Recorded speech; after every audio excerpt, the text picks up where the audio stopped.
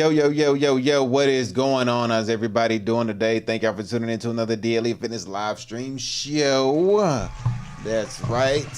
Fix this microphone. I think we got it right. I think that's good. Is that good? Yeah, that's good. There we go. How's everybody doing today, man? Happy Friday. Today is Friday. Yes, did you make it through the weekend? And if you had a bad day today, I'm going to go ahead and let Mr. Chow give you the rundown on how it goes down if you had a bad day. You're having a bad day? Did you die? I got shot. But did you die? But as long as you still made it to the week and you are alive and not unalive, be grateful for another day above ground. Be grateful, be appreciative. It may be hard, but it's, it is what it is. It could be a hell of a lot worse. Let's just say it like that. But yeah, man, it's been a crazy week. It's been a lot going on, a lot of stuff that's happened. So we've been getting on these live streams pretty good. Yesterday we did the evening live stream. Today, I guess you can call this evening live stream. So I guess we do another evening live stream to see how this pan out. So this will be interesting. Supposed to do it early in the day, but since the weekend's coming up, I don't know. I might do another one tomorrow. We'll see. Might do a weekend live stream. I ain't never done a weekend live stream before. That might be something I might test out and just give it a shot. Just to see, because yesterday we had some pretty good points to go over, but today we got quite a few things that we need to talk about. But first, if you want to contribute to today's show, right there, the Cash App is Daniel2888, Venmo, Danny-Daniel-00. And yes, we are simultaneously streaming on Twitch, Kick, YouTube, and Rumble. Sometimes I be forgetting, sometimes it slips, but hey, that's okay. But we are going to go over our topics today. We got fitness, we have the economy, we got AI. For fitness, the topic that we're going to talk about today is going to look at an insane transformation of a influencer and how they look over the years. Is going to be mainly geared towards the female fitness influencers and the female bodybuilding people. Because, when they go through transformations, boy, oh boy, they be turning into straight looking dudes because of steroids.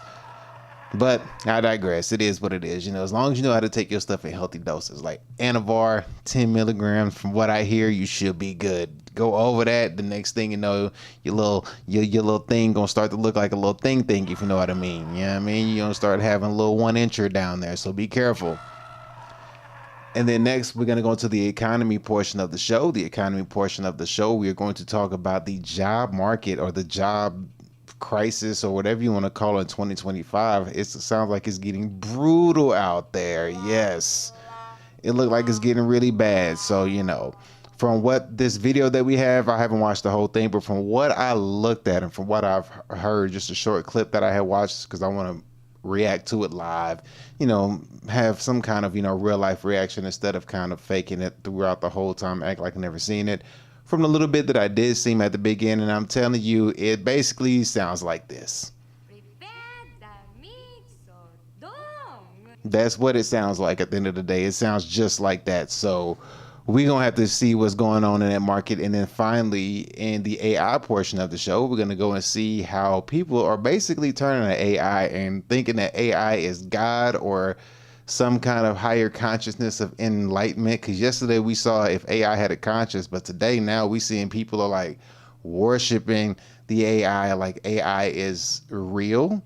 In a sense, I guess you can say it will be real once they put these robots to use, then the AI will be for sure real. But right now with these things that just talk, people are like, man, our AI has higher enlightenment of whatever.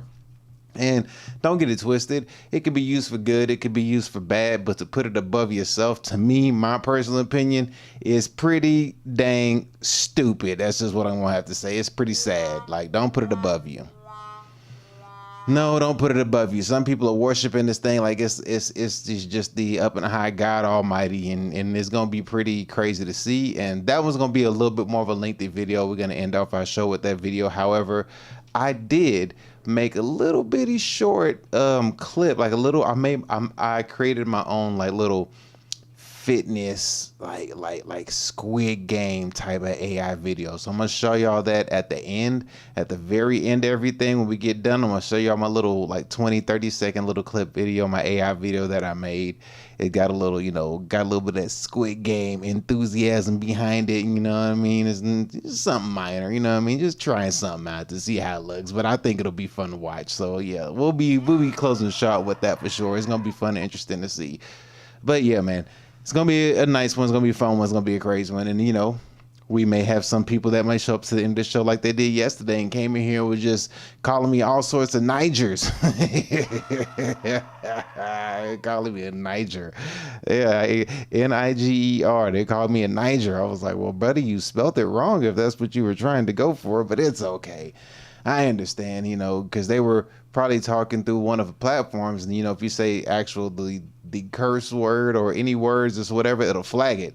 So they were like trying to be insulting, but they couldn't spell out the insults. I bet you they was pissed.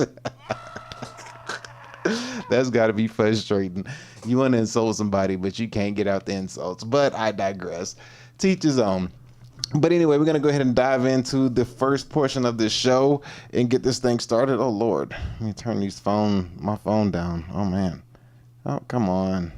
Why is my phone tripping? What is going on with this thing? Yeah, we got to get this taken care of because this is not looking too shabby. What in the world is going on? All right. So, yeah.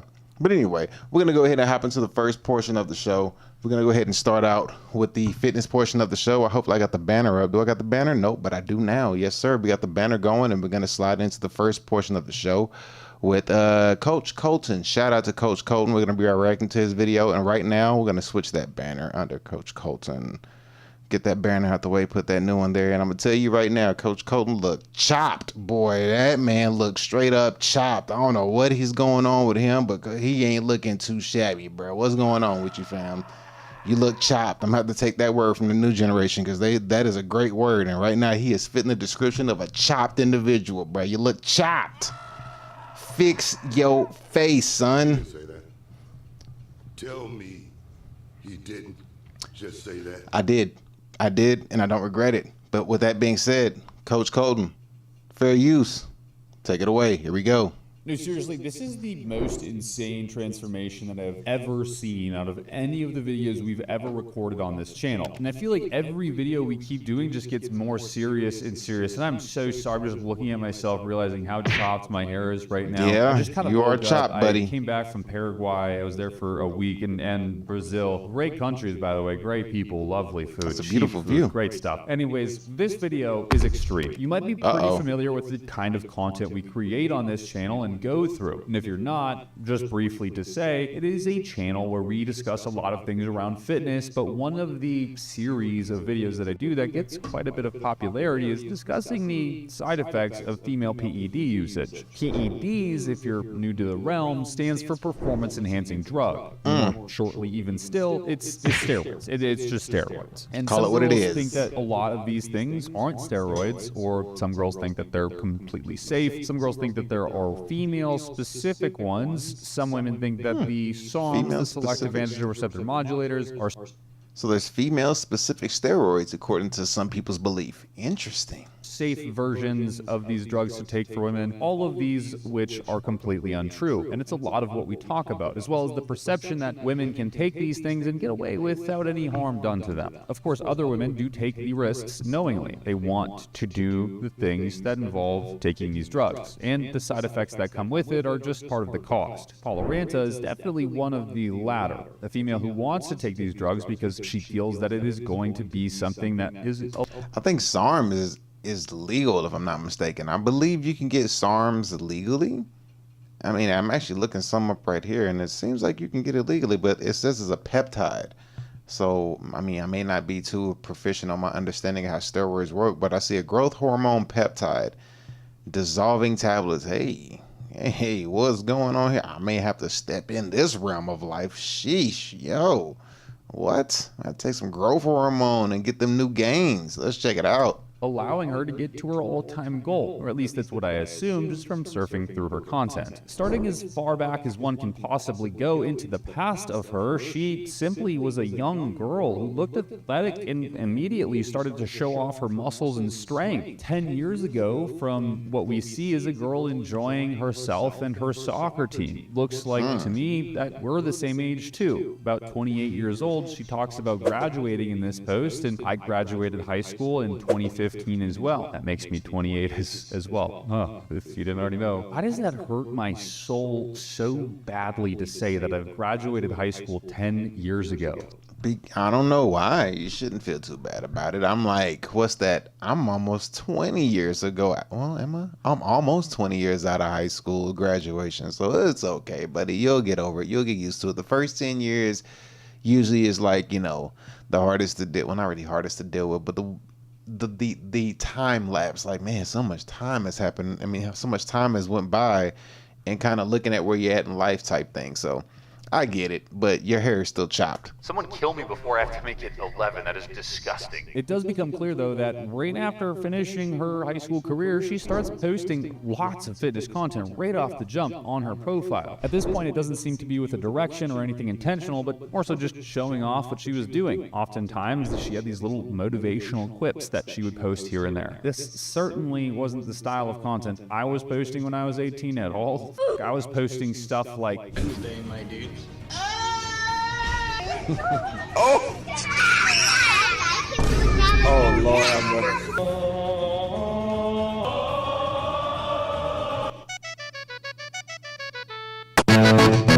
Anyways, yeah, clearly this female was really into fitness, really into getting people motivated to follow their health journeys, to go to the gym. She was actually really good at it herself too, improving her physique rapidly. She was boasting a fairly impressive body for her age and certainly expressing great discipline. Again, something that's quite rare for this age bracket of individual. Well, not me, at least. I mean, I was at this time this is right about actually when I was in boot camp when this post came out. I was in boot camp getting my ass handed to me, crying about how much I missed wearing boxer briefs. If you were there, you understand. Oh my goodness. Buddy's talking about he free balling in the military, bro. You can go ahead and keep that one to yourself, pimpin'. We don't need to know about you free balling in the military.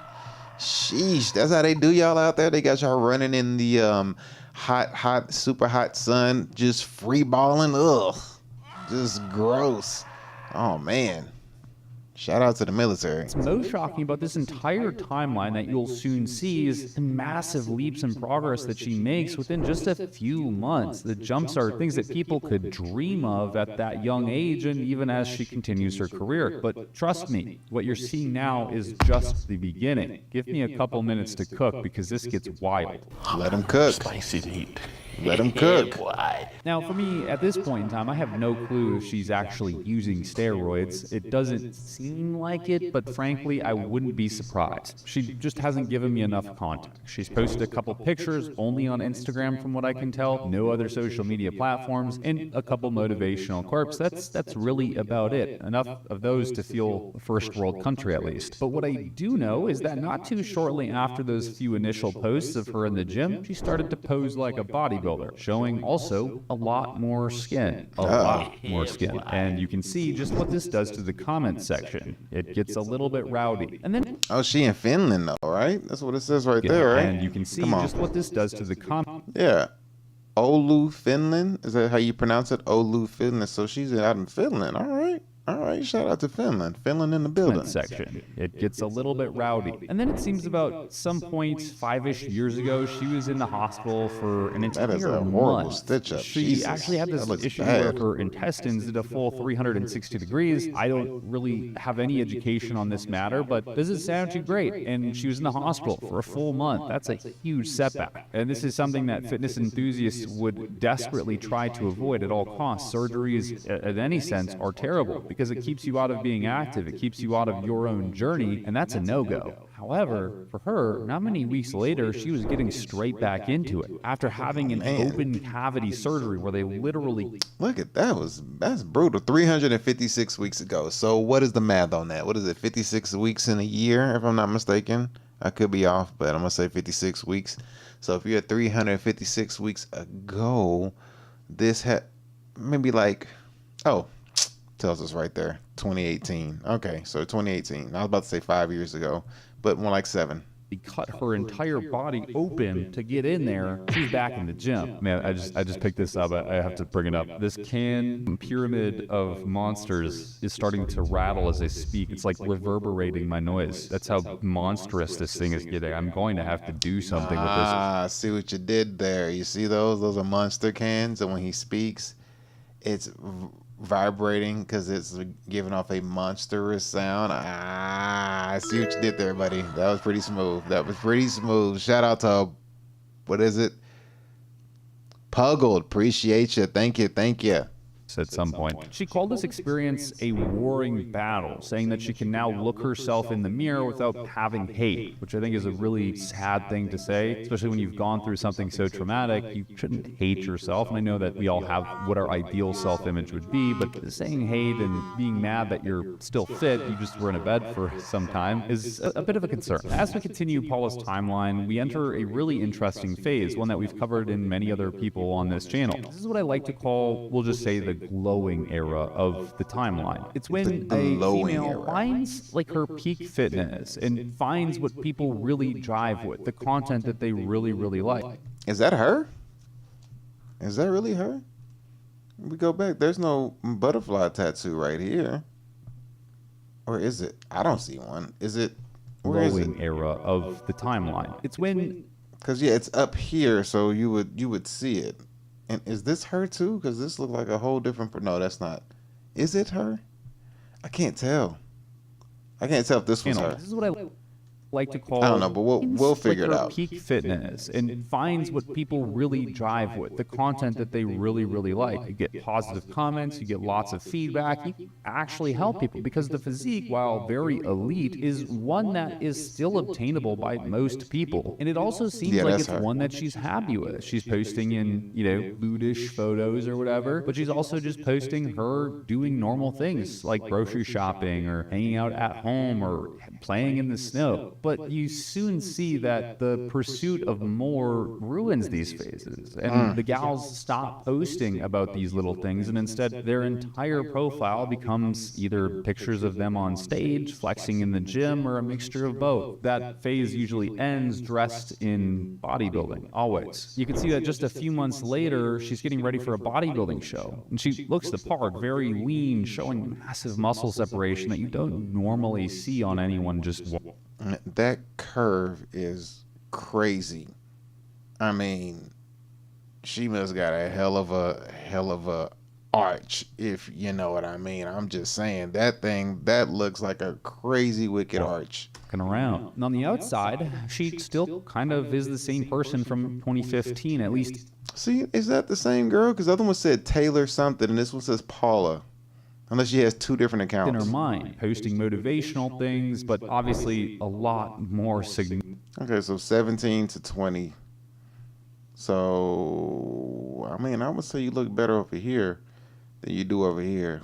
Just my opinion. Significantly bigger and jacked. I mean, the amplitude. And you look better over here than you do over here. Of change is crazy, but the distance from where she started isn't that crazy. I mean, she's you look better over here than you do over here. That's just me. Yeah, still doing and into the same things. This is why I believe a lot of this is self-derived. She wants to pursue this goal. And I do think that it's clear to say that at this point she is on the Sazul, and you'll see why very clearly. The Sazul, hairline, as well as the fact that we're starting to see she's getting so lean and striated, and this just does not happen in nature. This doesn't happen in nature at all, especially for females. And not only that, but every filter she posts now requires a very, very strong filter to cover up every single blemish on her face. Now, this in itself is not a crime. It's not something I'm judging her for, because like, oh, she's using filters or whatever. It's just that usually you do filters to cover up something. Facial blemishes and acne from steroid usage possibly, or skin aging. Furthermore, she is very clearly... Yeah, okay, then it's 19 to 20. There's a big jump from 19 to 20. Like, that's just a year, if that. That's a huge leap. Yeah, that's a huge, and your shoulders got hella broad. Yeah, this side looks a lot better. Experiencing facial changes too. I mean, this is only about... Yeah, that's true. I didn't even look at that. That jawline, boy, that jawline got chiseled. This over here, she had, yeah. And plus, both these filters are tempered. So 1 year from where she started in those sort of scandalous photos. And what's crazy is this is only a 5-year timeline, less than that, actually. You can see this entire time as she gets more and more insane and more bigger, that other things change too. I mean, she looks more filled out there. She doesn't look as leaned out as she did previously. It just looks like she got more muscle mass. And what's a huge dead giveaway for me that she's on the juice is that you can't really get this dramatically bigger. Well, yeah, I think she was... No, because then we just have a picture here from 19 to 20. This picture was just 20. Look, right here. This picture says 19. But if we go back, that same photo says... Okay, well then maybe I was wrong. But this looks like the 1920, and then over here, where we right here, this looks like 19. I don't know.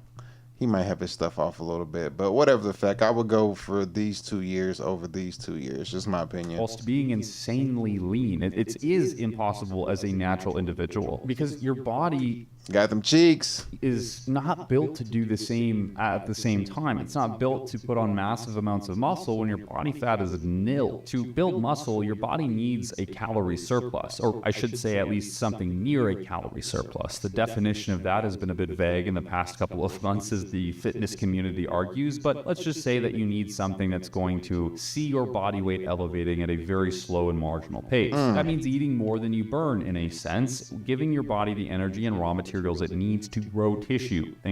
I would say eating in a surplus just makes me more sleepy because your body is using so much energy to digest your food. All that eating, man, comes with a lot of rest. A lot of rest. Whoops, what'd I do? A bit like construction. You have no bricks, you have no building. But to stay shredded, like sub 15% fat for a woman, you have to be in a calorie deficit, and quite a significant one. That is the entire opposite. It is running out of food. It is taking bricks out of the house and taking them home with you. Now here's where it gets really crazy for women. Their natural testosterone levels are quite tiny in perspective of what a man's might be. In fact, it's 10 to 20 times lower depending on which study you look at. And testosterone, as many of you may know, is a key anabolic hormone. It plays a massive role within the regulatory function of muscle mass, bone mineral density, and many more things. So even in ideal conditions, it's very hard for a female to build this much muscle. But in a calorie deficit, it should be almost impossible, because when you are this lean as a male... That is true. In a calorie deficit, it would be, yeah. I wonder how much testosterone a woman has. I'm gonna look that up. For a female, hormonal regulation is not a thing. You are almost entirely dysregulated at all times. You're going to have lower fasting insulin, lower testosterone, lower serum estradiol levels, and all of these things are anabolic. Yes, estrogen too. We forget about this, but estrogen is anabolic. And oh wow, only between 15 to 70 nanograms per deciliter. So that's not a lot at all. Dang, and they be going all crazy when they get a little testosterone pumped into their little bodies. They be going all off the rails and stuff, going crazy. Can't handle it. When you see a female putting on notable size, staying ripped, and having these bowling ball delts with visible veins everywhere and thick arms whilst staying completely shredded, it's a pretty big red flag. Mechanistically, that only happens if you've got superhuman levels of hormonal support going on in the background there. Pushing the buttons, specifically the plunger on the syringe, that button. In most cases, in a normal condition, people will lose a lot of muscle when they cut. In a natural condition, you will lose muscle. It's inescapable. But when you take steroids, sometimes the reverse can happen. But beyond this, what we're also watching is someone change in real time, and not just her muscles. I have to make that so clear. This stuff gets insane. Her face in just a year has... That's crazy. That's just a year difference. You probably want to say the hair. I mean, yeah, the hair did go blonde or white. The blonde, I think, I guess we'll call that blonde, but it looks white. Yeah. You can see she had like that natural feminine fatness to her, I guess you can kind of say, and not so much like lean and cut and chisel. And then then the jawline kind of start doing its thing. I mean, either or is good, but I prefer this one. Almost entirely changed, structurally entirely changed. And if you look at her here, like compared to this, just a few months before to what she is now, I mean, holy shit. Sheesh, good Lord, bruh. Wow. What? Wow. Look at that. Jesus. Look at that. That's crazy. I mean, yeah, this doesn't even like the same person anymore. She completely transformed herself to a different looking person. I mean, I get it to an extent, but bruh. You see exactly what I'm saying, and you can't just cope with this saying that it's her hair color or makeup or lighting. No, that is a true facial change. That is her face becoming androgynous due to hormonal exposure, i.e. steroids. Let's have a bit of a science lesson, because I think this is actually really important stuff that hopefully you guys can take away and learn from. And then, of course, we'll get right back into the nitty-gritty. When a woman takes anabolic steroids like Winstrol, Anavar, Trenbolone, many things we've talked about before on this channel, she's introducing synthetic hormones that act like testosterone, or at least on the same receptors. These compounds bind to what is called the androgen receptor, which is found in the muscle, fat tissue, the skin, and vocal cords, even in the jaw bones and in your face. Now, normally, females have very low androgen receptor activity. That's part of why their muscle mass stays lower, and they have different features than a male would. They have a lot more feminine features. But once you flood that system with exogenous forms of testosterone, other androgens override what would be naturally happening. You essentially light those receptors up like Christmas trees, causing a lot of nuclear reactions or communication with your DNA, slowly and surely changing things. So let's just understand muscle first. This androgen receptor activation from these exogenous hormones is basically causing skeletal muscle to increase its rates of protein synthesis, satellite cell proliferation, and IGF-1 signaling. In simple terms, what's happening is basically you're building muscle, but far beyond what would be naturally achievable. I would say this is to me personally, I don't see this as overdoing it. I think right here, my opinion, this should be like the sweet spot. This is where, if you're gonna lift as a woman, my opinion, I think this should be like your sweet spot where you should be like, all right, I'm good. You know what I mean? But I mean, if you're going like the full-time pro bodybuilding stuff, this ain't gonna cut it. Happening is basically you're building muscle, but far beyond what would be naturally achievable. But this is the part in which most people ignore to glorify the first part, muscle growth, right? Bones, facial tissues, soft tissues, ligaments, and tendons. Selling your car to Carvana. Tendons. My man said tendons. Tendons. That's a new word. We're gonna use tendons. So for sure. So we're going to see exactly what this all has its side effects to, as far as what he's referring to. And I think that's what he's talking about, the side effects of the damage that it's doing to your body. But where is it? There you go. Let's continue and keep going. Up the volume. We're almost done with the video. Bones, facial tissues, soft tissues, ligaments, and tendons. Tendons. What the? Jesus, man. Oh my God. That's why when you have women who, over a long period of time, expose themselves to these compounds, you start to see wild things. A more pronounced jawline, a bigger brow ridge, thicker skin, changes in fat redistribution around their face and waist and different things, a widening of their face, like we call it fat face in bodybuilding, like people get a wider face. You actually see this in me. I just made this Instagram post after throw that up. It's disgusting of what I used to look like when I was bodybuilding actively compared to now, where I've look maxed myself into an elite. And you should definitely consider subscribing, because I just showed you that awful piece of history. Or you could just go back on this channel, really. It wouldn't take you too much. But in a lot of cases, what you also see is vocal deepening. You hear women literally get a far deeper voice because of this androgen exposure. Yeah, and then when I was around 13, 14, I started weight training. I went to the gym with my dad. So I told my parents I wanted some instruction, and they said, okay, get you a trainer, but you need a goal. So I've always wanted to get wow. this. I wanted to have veins in my arms all the time, and just like walk around like that. It's not because I wanted to look like this. Now it's a Wow, that was crazy. What? 4 years and you sound like me. 13, 14, I started weight training. I went to the gym with my dad. So I told my parents I wanted some instruction, and they said, okay, get you a trainer, but you need a goal. So I've always wanted to get like this. Like I Wow. wanted to have veins in my arms all the time and like just like walk around like that. It's not because I wanted to look like this. now it's a Oh woman my goes goodness, that was brutal, bro. Like I can only imagine. How would you feel going through that? Like, cause you know, as a woman, you ain't getting that back. Once your voice go, it ain't coming. It ain't coming back. Like, to my understanding, if you get off of the steroids, I don't believe their voice is gonna go back to a feminine sounding voice. It's stuck in that range, and you ain't getting out of it. Like, that's gotta suck.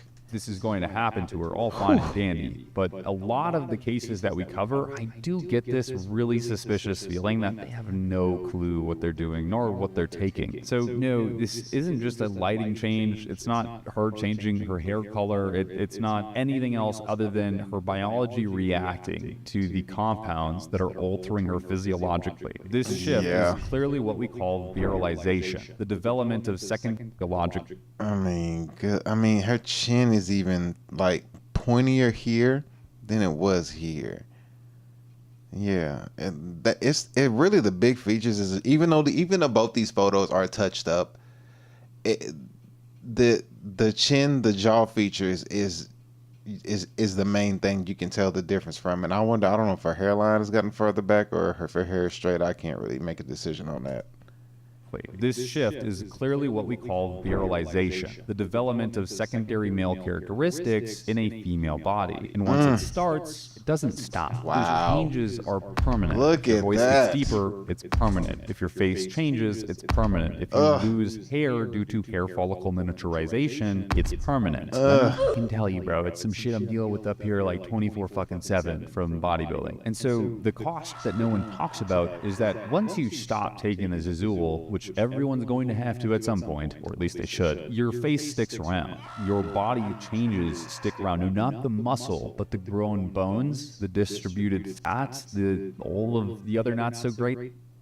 Her facial structure doesn't look too bad.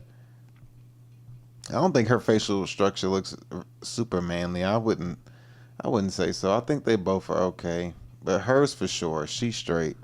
This one, she doesn't look like too bad. This has to be the 90s, I would say, just due to the hairdo. This has to be 90s, and just the way this thing looks right here, this looks like 90s. So, and looking her up, you'll probably be able to find her easily. But the grown bones, the distributed fats, all of the other not so great stuff, like big pitted pores that grew and then a receded hairline. I mean, these things are going to stay with you for the rest of your life. But that doesn't stop her, and things keep escalating. And it all. He keeps putting the picture up. Bam, bam, bam. Oh man, 21. You're getting.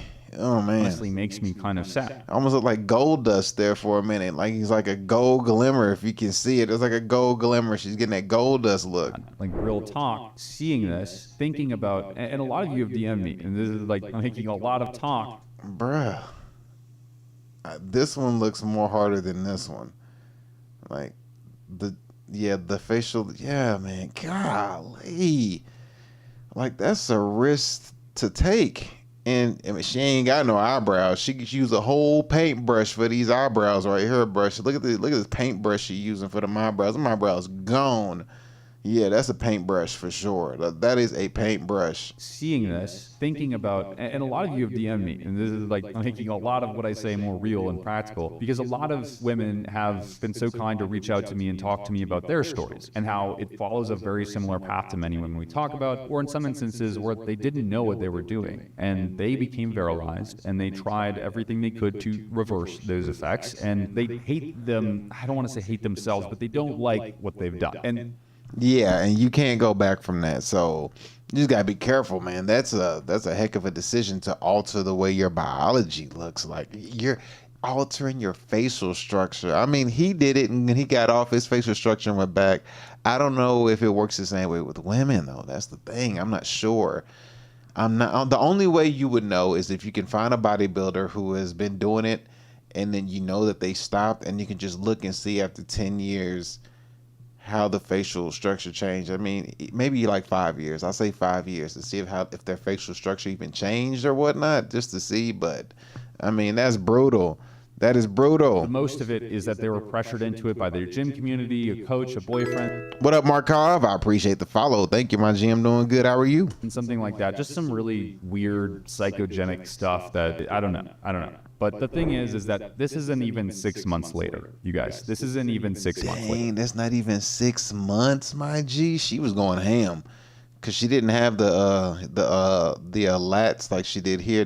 Then right here, the facial structure right here, and right here, you can see that difference, man. That is crazy. What we are looking at right now is an entirely different person from, let's just say, February of 2020. This is a complete calendar year of a difference. This version of her is only a total of 1 year later from February of 2020. I mean, that is truly some of the most outrageous and quick adjustments to someone's face that we've seen on this channel. And I wish it was where things stop, but thus it's so far from that. Because what happens is she goes to compete, and of course she wins. She does very good. I was about to say, that's her right there. Good. I was about to call her out. I was going to say, that's her. That's what, this looks like her. And I was right.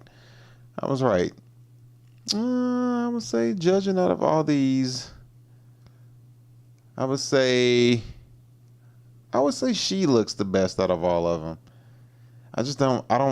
Lats on women is not a good look, my personal opinion. Having these wing muscles, to me, it's not a good look for women. So I would say, like, body-wise, everybody, I would say number 9, the green one, looks the best. It doesn't like she's overkill, but then again, I can't really say so because, I mean, these photos are extremely touched up. She goes to compete, and of course she wins. She does very good. I mean, her physique is legitimately good. That's not me taking away from it, all of this stuff. It's good. She has a good physique. She gets her IFBB Pro card, which is a huge... Well, hey, at least she got a pro card. She got a pro card from doing all that, then that's the main thing. So shout out to her for getting her pro card, because that's what she was doing it for. So hopefully you weren't just doing it for nothing.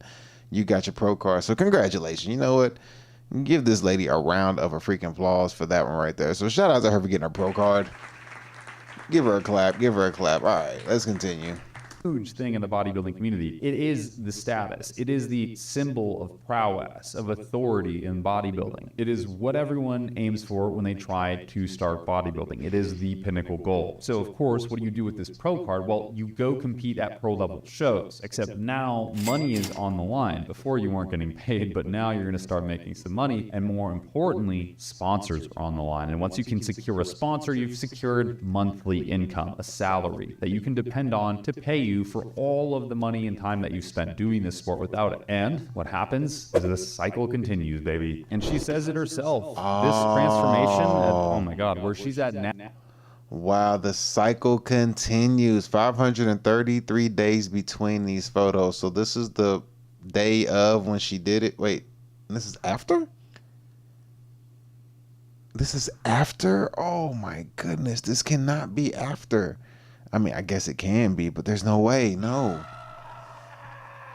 In the meantime, 1,100 stories and events, but for the second time, it's a darn good thing to move on from gym girl to pro. Okay. So no, this was leading up to this. Okay, there it goes. So 53 to 73. So leading up, what is that? 20 kilos is like what? Between 40 and 50 pounds, like 45 pounds. Dang. And what was that? A year and a half ish. Yeah, 365, like a year and a half. So in a year and a half, she gained like freaking 40 pounds. Golly, 45 pounds, 20 kilos. Okay. Well, shout out to her though. Now only took 1 year. The rate of gain on this female is actually insane. It is next level for someone even Markov, send me a message. Been using gear, to be honest. She is beating the best possible genetic outcomes in a lot of cases with how quickly she does rapidly transform. And even then, to get this far this fast, you got to be pushing a lot of buttons. You know what I'm saying? You're pushing that syringe in deep. It isn't the intra workout or the creatine that she's marketing that's doing this. It is a boatload of steroids. And if you fast forward to her latest show, it just continues. Golly, she got Aki on this one. She got to be past 73 kilos at this point. I'm going to give her 80 kilos, maybe 85. She got to be 80, 85 kilos at this point, bro. She got beefy, I hate to say, but that's what that looked like. She got yoked. Again, these lats on a woman, man. A woman's shoulders, I just don't like these lats. But, I mean, it's part of the sport, so I get it. And she won, so don't mind me. Oh. Continues to even get worse. She is training at a gym here, actually, that I used that to her? train at in Pattaya, Thailand. That's her again. She's even ockier than this photo. She got even beefy. Oh man, she did. There's no ifs, ands, or buts about this. That she got beefier from here to there. Golly, I'm gonna give her 85 kilos. 85 kilos for sure. There's no way. 85 to 90 at this point. This was my main gym when I lived there. And she's smoking this kid who's already pretty big in size. But hey, maybe she wanted to do this. Maybe this was the dream that she had, very likely from early on. I mean, maybe she really wanted this, especially to have followed this path so consistently for so many years. Dang, look at 2025. This does not look like the same girl from 2018. 2018 to 2025 is not the Jesus. Man. To have seen herself getting bigger even after achieving the pro card. But I just can't help but saying you would be lying to me if you told me that the girl playing soccer 10 years ago, if you showed her a picture of what she looks like now, would say, yeah, I want to be like that. Or I honestly believe that you would be lying to me. Oh man, I'm trying to see if I could see like some of her in her facial structure, facial feature wise. I mean maybe kind of, but man, she's swole. She is legit swole.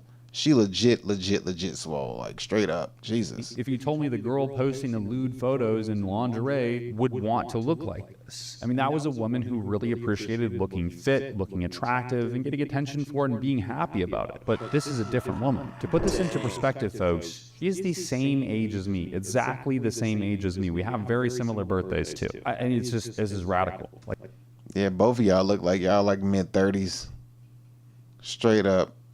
Mid-30s, pushing 40, for sure. Truly, this is insane. But here's where we are in terms of her voice, which I wasn't able to refer to in this entire video, because she never posted herself talking, not even once, on Instagram, TikTok, or anything else. I had to find an interview. This is what she sounds like. On käynyt niinkin, että sitten seuraavassa kisassa mulla on sanottu, että no vähän on liian kireä, niin vähän semmoista voi, mitä tässä pitää tehdä. Että sekin on käynyt, niin sen takia niin kuin monet sanoo, että periaatteessa ei niitä tuomaripalloita kannata edes kysyä. Yeah, because she is from Finland, right? Because I did see that she out in Finland. But man, listen. Syvä, vaan vähän niin kuin, että menee vaan jossain kunnossa ja toivotaan, että se on niin kuin sitä, mitä ne haluaa. And with that, folks, I leave you to it. If you're going to do this as well as a female, just please understand from me and everyone else that there are so many better options than taking steroids. If you have to go down the enhancement route, do something other than steroids. No, Anavar is not harmless. No, SARMs are not for women. They're not even fucking human approved. Start being a little bit more intelligent with your stack design, please. And if you are new here, I suggest you hit subscribe. It does me a... Yes, sir. So that's it for that video, man. But Jesus, that is pretty intense. But shout out to him for making that video. So give him a round of applause. Yeah, that's brutal. And I forgot to hit the intro to the fitness thing, but we'll hit it here in a second. But yeah, just looking at that video, shout out to him making that video, and the man, just the drastic difference in how one looks over a period of time. But if you ain't natty, your pockets is fatty, is how I always say. So she probably made out with a bag, and I guess each of those years she had won. It looked like she won like 3 to 5 years in a row. So shout out to her. She did her thing. She achieved the goal. She won it. So I'm not judging her for what she did or anything like that at all. I think she, she found a goal. She pursued it. She crushed it. She got it. And man, just that deep voice. Ugh, I can't do the deep voice thing. But anyway, with that being said, we're going to slide on over to our next slide in the show. And the next slide in the show, actually, we'll switch over to this one, and then we'll go to the next one next. But before we do, I was supposed to play the fitness intro, and I didn't. So let's go ahead and play the fitness intro real quick while we're at it. So here we go. Let's get ready for the fitness segment of the show.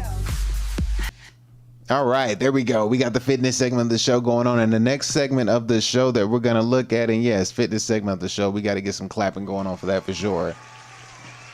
But this portion of the show, we're going to look at another female bodybuilder, except this one here is, I think she's out of Italy, I believe. And there's been a very, very unfortunate situation with this female bodybuilder. She has been unalived due to her husband from a brutal attack via marriage.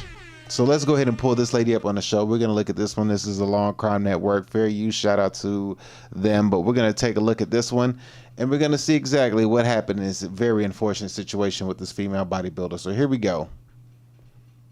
An international bodybuilding champion known as the She-Hulk has been found brutally murdered in Spain, and police believe her husband is to blame. Zunilda Amy Hoyos Mendez, a rising star with thousands of fans and a promising future, was reportedly killed in a horrific act of domestic violence just weeks before a major competition. What unfolded in that quiet coastal home has shaken the global fitness community to its core.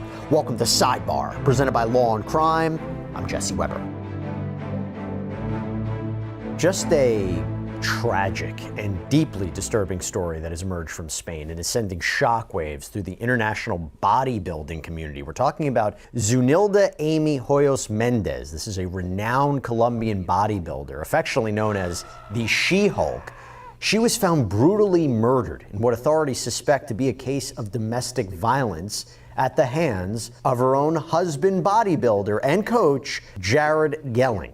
Now, while investigators have yet to confirm a definitive motive here, according to the Daily Mail, those close to the couple have revealed that Amy was preparing to file for divorce. That's a decision that may have marked a turning point in this relationship. Yeah. So there's a lot to get into. We want to take a closer look at this all. And also, by the way, the lasting impact that this is going to have on Amy's loved ones, her fans, the bodybuilding world at large. So according to local Spanish news outlets Sur and Canarias 7, it was just before 2 p.m. on June 19th when officers from the Spanish National Police forced their way into a rental home in Fuengirola, a coastal town in the province of Malaga in southern Spain. And apologies if I mispronounced anything here, but... Oh man, no, get that out of here. Okay, so it seems like a very unfortunate situation that she was unalived by her husband. It doesn't say how. Oh, actually it does say how. In the title, it says she was unalived from a brutal hammer attack. So he did her in with a hammer. That's brutal. That's not cool at all, man. But it says it stems from potentially she was going to file a divorce. So, unfortunately, bad things happen in things such as custody battles, marriages, and divorces and custody battles will bring out the worst in people. So unfortunately, that's the situation we have here at large. But let's go ahead and dive in and continue watching the rest of this video. We're not going to watch the whole thing, just a little bit more, and then we're going to switch over to something else. Here we go. This is when they were met with a gruesome and heartbreaking scene. Amy, as she was known by her friends, was found dead. Her body showing, quote, obvious signs of violence that were consistent with multiple blows from a hammer. This is according to authorities. And nearby, Gelling was discovered lifeless in the bathroom with what appeared to be self-inflicted stab wounds. A blood-stained hammer was recovered at the scene. The couple had been staying in Spain for about a month while... Wait, is this the same guy? Is that the same guy? Yeah, black hair. I think that's the same guy. I believe that's the same dude. So he is unalived too by self-inflicted stab wounds? Wow.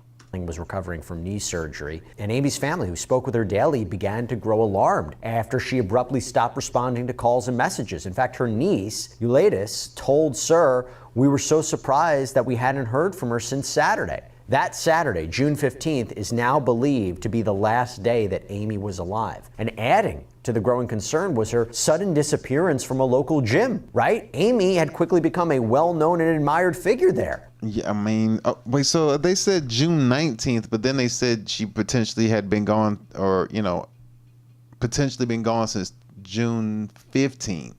So her body might have just been sitting there for days. That's crazy. Gym, working out. Her absence didn't go unnoticed, and ultimately it raised the first alarm that something was terribly wrong here. Now, SIR reports that on June 18th, just one day before this tragedy was uncovered, Amy's nieces, again, Euladis and Angie, launched a desperate search for answers. Growing increasingly alarmed by her sudden silence, they flooded social media and WhatsApp groups with urgent appeals for help. And this one haunting post featured a photo of Amy and Gelling smiling together, accompanied by a chilling plea, "Family and friends are anguished with no news of life." And that sense of dread, it deepened as messages went unanswered. Amy remained unaccounted for. That same day, a deeply concerned friend took the step of filing an official missing person report at the Torremolinos police station. And less than 24 hours later, authorities would make that grim discovery. Amy and Gelling, both dead. Now, before I go any further, I want to bring on a special guest, friend of the show. Oh, man, okay, we're not going to hear about the special guest. We're going to end it right there on that note right there. But that is very, very, very unfortunate that happened, man. Sheesh. So she had been probably unalive since the 15th, and they didn't find or discover it until the 19th, but both of them were unalive. Both were gone, and Buddy did it with a knife? He unalived himself with a knife, multiples, but maybe she was fighting back. Maybe she fought back and, jabbed him a few times. And, he ended up bleeding out or something. You know what I mean? So who knows? They probably fought each other and, he bled. She probably got him a few times and he bled out and he, did her in. So I don't know. There's no telling what that is. But that's very, very, very unfortunate, man. So sad news, man. Rest in peace to her and shout out to her and all her loved ones and her family members. But the next thing that we have on the show here coming up is we have another update on ye old Liver King. That's right. If you don't know anything about the Liver King is a guy who basically predicated his business, his lifestyle on the, what does he call it?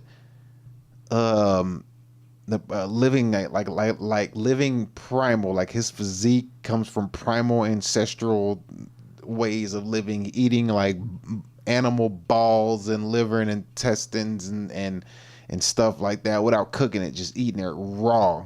And recently he been calling out Johnny Bravo, Derek from More Plates, More Dates, and most notably Joe Rogan. I guess Joe Rogan made a phone call and got him locked up, and they had SWAT team at the dude place allegedly for a terroristic threat. So they got him and locked him up. So now we have a video of him, I guess after the fact, after he got out of jail, and I guess he can't be like 200 feet or 200 yards, 200 feet, probably 200 yards from Joe Rogan or anything like that. So we're going to take a look and see how he's doing. So this is the update we have on Mr. Liver King. So let's go ahead and check him out and see how he's doing. Here we go. Good morning, primals. From the vibration plate of the greatest state in the world, Austin, Texas. First off, my man's looking like Robin Williams in Jumanji. Bags under.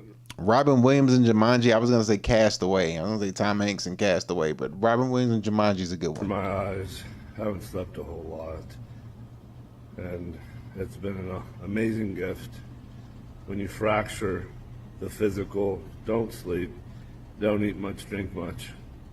You go deeper into something else. You gotta maybe express something else. Something else. Ask me what also, the password I want is to point Wi-Fi. out, this is definitely meth use. Has to be. Every single time I've seen it So, in my past, good morning, primals. same What I'm exact doing, thing. Psychosis, the scabs, the erratic behavior. The bare feet connected, anchored, Liver King's in grounded deep. into the earth. About to go do that with the pups right now. Down there, that's where the Dobermans go to play, down there at the water. They like to do a stick champion game. That's what we're about to do, and we're gonna go somewhere today here in Austin. If anybody knows Also, Liver where King. Seth Rogen's, Oh, here, that's what I was about to mention. the other version I don't of know why him. you got. Oh no, I didn't mean to do that. No. Good morning, primal. Oh man, we'll watch it again. The vibration Accident. plate of the greatest state in the world, Austin, Texas. First off, my man's looking like Robin Williams in Jumanji. Bags under my eyes. Haven't slept a whole lot, and it's been an amazing gift. When you fracture the physical, don't sleep, don't eat much, drink much. He has two different pupils. Like one pupil is large and the other pupil is small. I've never seen two different size pupils. You go deeper into something else. You gotta maybe express something else. Something else. Ask me what Also, the password I is want to point out, Wi-Fi. this is definitely meth use. I can't Has wait to be. share Every it. single time I've seen it So, in my past. good morning, Primals. Same What I'm exact doing, thing. do with Psychosis, me. the Good morning, scabs, sun the to the eyes on erratic face. I was thinking behavior. the bare feet connected, anchored, Liver King's in grounded deep. into the earth. About to go do that with the pups right now. Down there, that's where the Dobermans go to play down there at the water. They like to do a stick champion game. That's what we're about to do, and we're gonna go somewhere today here in Austin. If anybody knows Also, Liver what King. Seth Rogen's, Oh, here, that's what I was about to mention. the other version I don't of know why him you got that dragged rhymes Seth with Rogen blow. into If anyone knows where its family's I going to heard be Joe today, Rogan if you could let my wanted to team know actually so that we formally can stay within apologize. 200 yards, not close to them, to stay away from So them. you should go try and find him, Liver King. Oh, I heard Joe please, Rogan wanted actually, to apologize to you. I redact that. Don't do anything to their family. If we go somewhere unbeknownst to us today, if anyone who's around us can alert us that there might be anyone with the last name Rogan around, then I'll happily go the other 200 yards. This thing will help me make certain. You know how good that feels on the ankle? Good. Why is he shaking? What is going on? This dude is not doing too shabby, bruh. He ain't doing too good. Like, seriously, he's not doing good at all. I mean, sheesh. Yeah, you're not doing too good. I'm trying to figure out why he's shaking, and I'm trying to see at the ending, what was he shaking for? Oh, crap. I didn't mean to do that. Let me fix this real quick before some stuff comes up on the screen. All right, here we go. We got this here. Let's see. Now, let me go see if I could fast forward to where he's... Okay, here we go. So I'm going to go right here, see if I can figure out why he's shaking, because that's weird. Here we go. Let's see why he's shaking. One who's around us can alert us that there might be anyone with the last name Rogan around, then I'll happily go the other 200 yards. This thing will help me make certain. You know how good that feels on the Okay, so that thing is making him shake, whatever he's standing on. But clearly, whatever happened, it seemed like after he went to jail, he probably got hit with a restraining order, and he can't be like 200 yards from Joe Rogan and maybe the other people he put threats to, if they're even around. But yeah, Joe Rogan, I guess, had hit him with a phone call, and the good old boys in blue, as they would say in my day, came in and was like a SWAT team, round him up, went to his house, got him out of there, and all that good stuff. Found narcotics on him.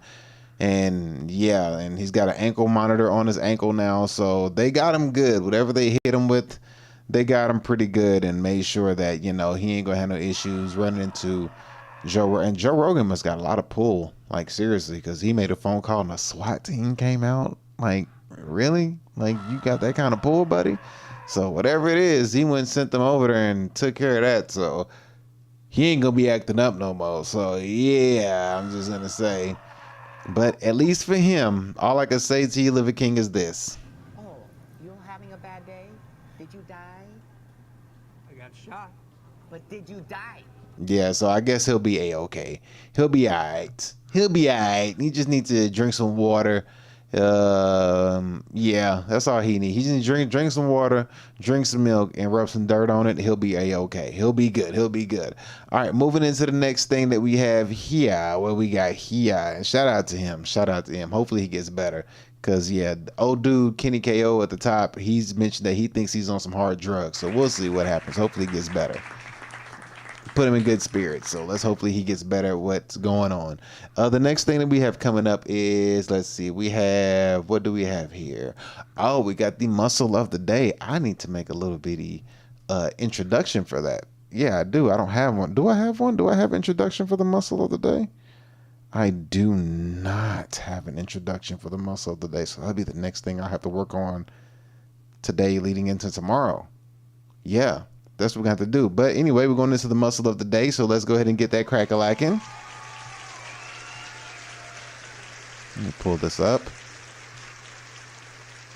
All right, and the muscle of the day that we have, sheesh, this is all on my way, is going to be the, ooh, that is not it. Make sure I got the right thing. The obliques. the internal and external obliques. We're going to have this video play here as I read over what the internal and external obliques are and how they work, the, you know, insertion and the point of origin and everything. So we're going to go ahead and run this video, and I'll go ahead and start reading what this is all about. So we have the, up. She is not a part of that. So let's go ahead and get her out of the way. My bad. They went and hit me with a good old ad, but nothing to say. We're about to get that out of the way. Okay, here we go. So we got this. Let me get that pulled back up. Here we go. So we got the obliques. You can't see the video. There it is. We got the obliques, the internal, external obliques. We're going to start off. The oblique muscles are key components of your core and play a vital role in trunk movement, in rotation and stability. There are two main types. So you have your external obliques, which is location on the outer layer of the side of your abdomen. You have the fiber directions, hands in pocket. They run diagonally downward and upward. The function of these external obliques are going to be to rotate the torso opposite to the side that contracts, bend the trunk sideways, lateral flexion, and help with spinal flexion, and assist with forced exhalation, blowing out air forcefully. Internal obliques, the location is underneath the external obliques. The fiber direction, they run diagonally upward and inward, perpendicular in the external obliques. In the functions, they rotate the torso to the same side that contracts, and they are also involved in lateral flexion and spinal support. And they help with abdominal compression, aiding in breathing, posture, and stabilizing the core. Exercises to target these workouts are going to be your Russian twists, side planks, bicycle crunches, wood choppers, oblique V-ups, and hanging knee raises.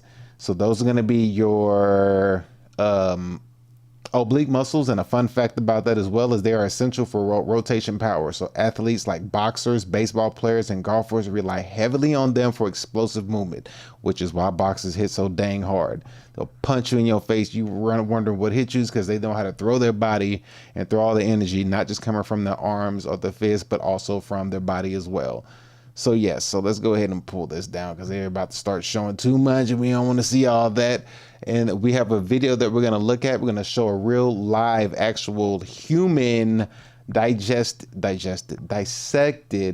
body shown from the anatomy lab. They're going to speak on what the external and internal obliques look like, maybe both or maybe just one, but we're about to find out. So let's go ahead and get that pulled up, and we're going to take a look at it. So here we go. Take it away. Fair use. Here's someone talking about working out the obliques. Well, what they're talking about is these muscles right here. So this muscle is called the rectus abdominis, and this is your six-pack muscle. But on the side, you have two muscles known as the obliques. This one here is called the external oblique, but I can grab it and move it over, and now you can see the muscle fibers going in the opposite direction. This is the internal oblique. So I'll do that again. You can see the external oblique going this direction, and then just underneath it is the internal oblique going in the opposite direction. And these muscles are going to rotate your trunk side to side, which is going to be very important for your overall core stability and health. You ever hear someone talking about working out the obliques? Well, what they're talking about. Okay, so they're saying that your core is going to be primarily the power for your core is going to come from your oblique muscles. So working out those side little love handles that you got on the side, or you know, the side, I don't know what to call it. I mean, they're your obliques, but as far as when you see the striations and the muscle in them, I don't know what it's called, but you know, those will be your oblique muscles that kind of give you that full, like, all around look. Because people just have like abs in the front, but on the side they kind of got the, I kind of got that right now. But your obliques, them things that show up on the side, boy oh boy, when you get to that point, you're doing a dang thing. And oh, whoops, didn't mean to pull you up there, buddy. You're coming up next. I thought we had one more slide that was going to talk about the obliques, but we don't. So let me go ahead and pull this back down. Get this down from here. Buddy just showed up on the show being all rude and stuff. That's why, because that original video I just showed you earlier, I thought there was one more. I thought I had one more, but I guess I didn't. But that's going to be the muscle of the day. That is going to be the external and internal obliques.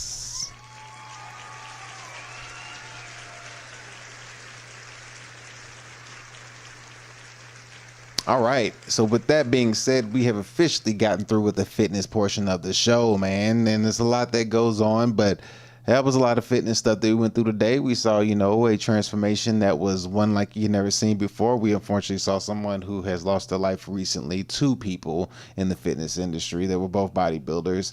and we learned about what the obliques are and the internal and external obliques, so you can kind of know more about your body, how everything works and how everything is doing, which is fantastico.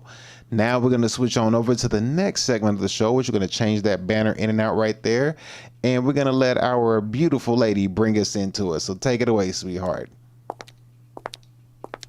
Welcome to the economy segment of the show. Enjoy. Oh yes, we will enjoy, man. Shout out to her for that one. Give her an applause, whoever she is. Sheesh. I'll tell you what. We get to the point where we can make our robots look like the people that we create via AI. Boy, it's gonna be some problems. I mean, cloning was bad. Boy, wait till you can pick out how you want your AI to look. That's going to be some fun time right there, boy. That's going to be some fun time. But now we're in the economy portion of the show. And the first thing we're going to go over is we're going to over the main topic of this portion of the show is going to be the job market. It says that people can't find jobs in America right now, and it's making people give up. The 2025 job market is brutal. And we're going to start out with this gentleman right here who ran up on the show at the beginning, but we got him down, but now he's back. So let's go ahead and start out with this. The videos come from a homestead journey, so shout out to her, fair use, and we're going to see exactly what's going on and why the job market in 2025 is harder than what you think. It says it's the worst in history. So here we go. I don't know who needs to hear this, but you need to stop judging job seekers in 2025. I've been in recruiting for a decade, and I've literally never seen a job market like this where qualified, great candidates are really struggling. I also have hundreds of recruiter friends, and their biggest challenge right now is one that they've never faced before. It's not trying to find people, it's the fact that they have too many applicants. So many applicants that they are struggling to review all the people who are coming in. Oh, wow. It's super competitive right now on the job market. So if you're going for a job, you might have to apply to hundreds, if not thousands of jobs before you even land a few interviews. We're also seeing companies get more and more picky. They're making interview processes longer and longer. I'm hearing about 5 rounds, 6 rounds, even 8 or 9 rounds of interviews. We're also seeing the 8 or 9 rounds of interviews just to get 8 or 9 rounds. That's crazy. 5 rounds. That's crazy. length of time that those interviews last are longer and longer. The average job search is now taking 4 to 7 months. So if you're judging someone on the job search, don't, because you don't even know when you're going to be on the job search. And I promise, if you are on the job search, it is more brutal than you can imagine. You guys, there is so much talk. That's crucial. Hey, got a pretty little thing here. Shout out to her. But yeah, that's 4 to 7 months in the job market, and you're gonna have to put in anywhere from around hundreds to thousands of applications. That's not ideal. That's not something that seems like anybody could be able to do. And then in that meantime, hopefully you got enough funds to hold you over. That's going to be the big kicker right there. So people are going to be losing all of their savings, a lot of their savings, and refinancing on mortgages and starting their mortgage payment all over again, all these things. So it's going to be brutal, but let's continue. Right now going on in the internet, people are sharing their stories of how they are losing their jobs left and right. There's a lot of mass layoffs going on, and it's starting to trend where people are saying don't quit your job because you don't know if you're going to be able to get another one so easily. In fact, a lot of people are trying to get another job right now. You see it all the time. They're doing tons of applications. They'll even see a lot of job openings, but they are consistently reporting that they're not getting hired. I graduated from NYU with a degree. While most... Oops. Sorry, there's an ad right there, but yeah, lady that said that she graduated from NYU. We're gonna see what her credentials are and see if those credentials actually pay off or help. But I'm gonna assume that they don't because you know the topic of the video practically is basically explaining everything. But we're gonna see how qualified or overqualified or what all she's done or how much schooling she's taken into and see where she is right now. So I graduated from NYU with a degree in math and computer science, and I'm unemployed. Sheesh. Math and computer science, and I cannot find a job. And I just want to come on here and ask for any advice. What if you do have a degree in math or computer science or both like myself, what are you doing now? And how? Hey, that was a little snarky. Did y'all catch that? That was a little snarky. She snuck that in there. If you got a degree in math or computer science or both like myself, like a little snarky with Computer it. science or both like myself. You see that? Did you catch that? Come on, sweetie, humble yourself. If you do have a degree in math or computer science or both like myself, what are you doing now? And how did you get into it? A little bit of background about myself. Both my parents are doctors, so I have no way to rely on my parents to get me a job like most people in this industry. So I don't know, like I've tried networking with people. I've tried networking with my friends. My friends are very like snake-like, like they don't want to give me a referral. They don't want to help me out in any way, shape, or form. Well, at least both your parents are doctors, so you know that you chilling at home. It's just that you don't have a job for yourself. So at least, I mean, because it looks like where you at. I mean, look, you got pictures of family back here and everything. It looks like the environment looks pretty healthy, so you good. I don't know. That's just what the engineering crew is like. But I feel like it's just so difficult to get a job. I do leak code every single day. I apply to 50 jobs a week. I have a tracker, and I've been trying like my very, very bestest. And like I'm applying to master's school right now, but I just feel like I don't know if a master's is even like worth it. If I'll be honest, I've tried to apply to jobs with like pretending I have a master's, pretending I have all these certifications, and even then, I don't get any interviews. The job market right now is so trash that... And she's going in for her master's. Ugh, man, parents is dishing out some dough, I tell you, man. Going in for your master's on that, whoops, get some feedback. That's brutal. You might as well just stay at that shitty job that you hate until you get like another job locked in. So up until last week, I was unemployed for about 2 months. And the first month, I pretty much just chilled, treated it like a vacation. But by the second month, that's when I started applying to places. And I applied to about 10, 15 different places. And out of those 15 places, I heard back from maybe only 1 or 2 places. The rest, I didn't get no call, no emails, nothing. And when I had a job, I would see people come on here all the time talking about the job market's shitty, that it sucks. And I really thought they were just talking. I didn't think it was true until I actually was unemployed and was looking for jobs. That it hit me. It was like, damn, bro, they really ain't lying. I have 2 bachelor's degrees, but I'm currently unemployed and I'm trying to find a job and I'm not able to. Hold on. Wait a minute. I don't know about this one. This one looks AI-ish to me. I don't know. I could be wrong. I mean, you have your thing right here and everything, but I could be wrong. But this one look AI-ish to me. To find a job, I feel like if you are not currently looking for a job right now in today's job market, then you will not understand how actually hard it is to find a decent paying job. Even if you have all the credentials, I have 2 degrees, I have experience, I have a good resume, I have it all, and I'm still not able to find anything. And people ask me, like, what do you want to do? Like, what's your, like, dream career? What's your dream job? And honestly, I don't have one. What does it take? Oh no, you went to school for all that and don't have a dream job or anything. Sheesh, she looked AI to me. Am I tripping? What's your dream job? She looked AI. And honestly, I don't have one. What does it take to get a job nowadays? Like an entry-level position. What does it take to get that? Because I've been job searching for over a year. I have a bachelor's degree. Everybody got degrees. Experience. I have work experience of over 4 years. And I keep getting rejection after rejection after rejection.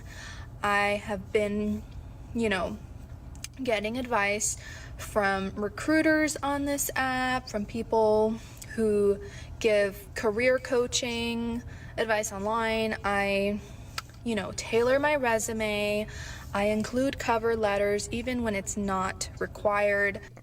Career coaching. Somebody's telling you how to be a career coach. I think people just make up stuff at some point in time and pull something out their ass and make money off of it.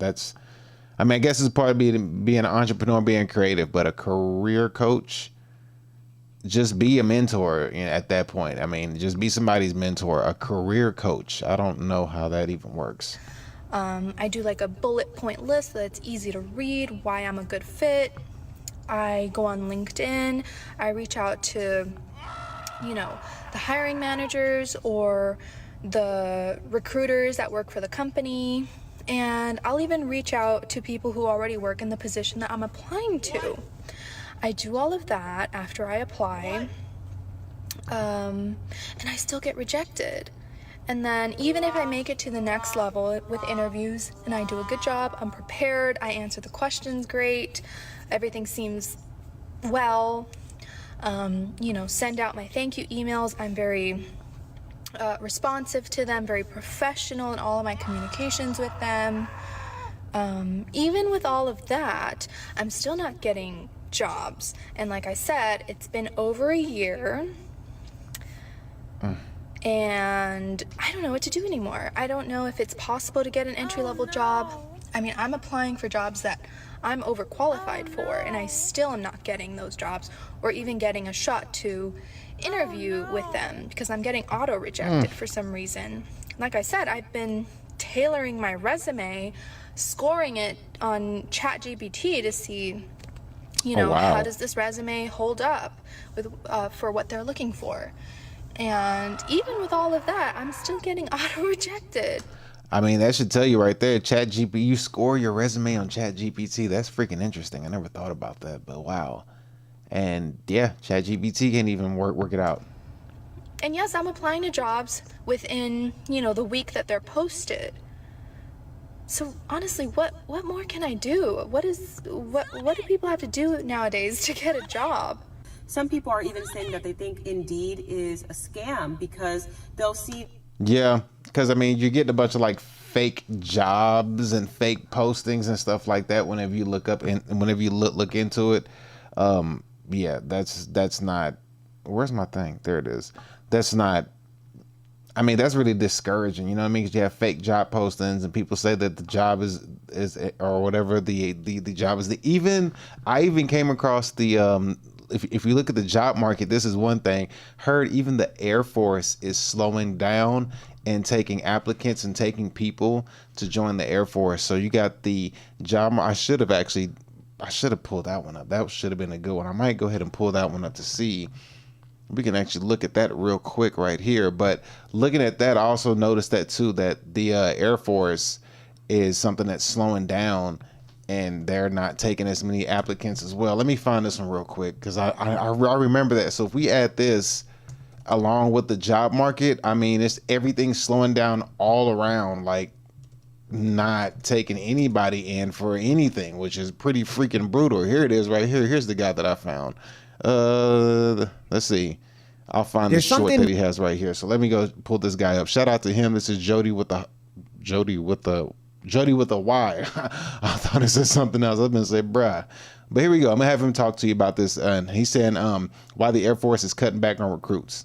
Happening behind the scenes that no one's really talking about right now. The United States Air Force just quietly slammed the brakes on its recruiting mission for 2025. I need y'all to let that sink in. This is the same branch that a couple years ago, they widened their eligibility requirements. They started doing enlistment bonuses. They started loosening up on tattoo policies. They started changing the body fat measurements for which people were allowed to come in. And now they're cutting back on how many new people can join. Why? Because they already hit their goal and it's only May. This hasn't happened in years, y'all. But that's not even the big story. The big story is what this means for you. I'm gonna be honest for y'all. The window is closing right now. And if you want to put on an Air Force uniform, there's some things that you got to do to come correct. Because we're heading back to the days of when the Air Force had the highest standards and the lowest acceptance rates of all the branches. There's something.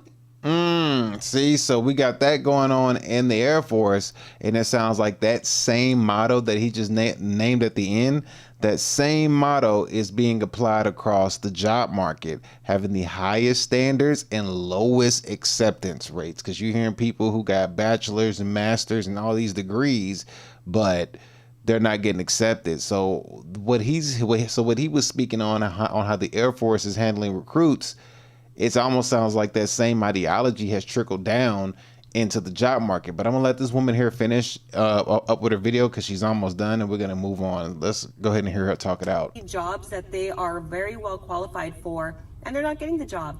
And it's funny because I have been in that predicament before. I applied to jobs on Indeed, and I know that there are so many that I'm very well qualified for. Not to toot my own horn or anything, but you do know if you're qualified for a job or not according to the job description. Well, anyways, I've applied for these jobs in the past, and I remember just being in awe where I just do not get called.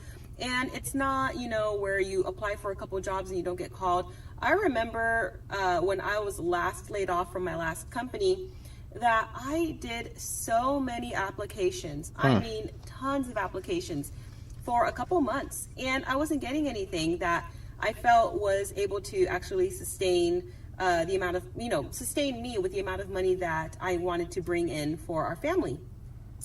I mean, but she said a couple of months. These people are talking about 4 to 7 months. So I don't think what she's talking about resonates as hard, because this dude said 4 to 7 months not finding anything. I guess the other guy said 2 months, but still, that's a long time. The money that I wanted to contribute. And it was really just baffling to me, and I remember thinking, how is it that I'm not getting any of these jobs that I know I'm well qualified for? I'm not even getting called for an interview, but jobs that are paying, quite a bit less than what I'm at the moment willing to take, because I wanted to get something more that paid more, because if I'm not earning a certain amount of wage, I'm not going to be able to pay the bills, right?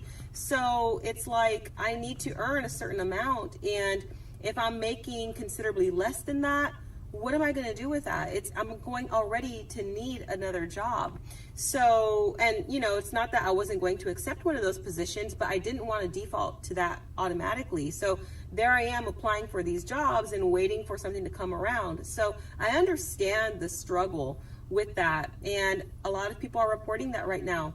A lot of people are saying that there's a lot of problems with actually finding a job here in the US, even though you can go online and see a lot of these openings, but are they really seeking people? Are they really hiring right now? I mean, how odd is that? And it didn't used to be that way.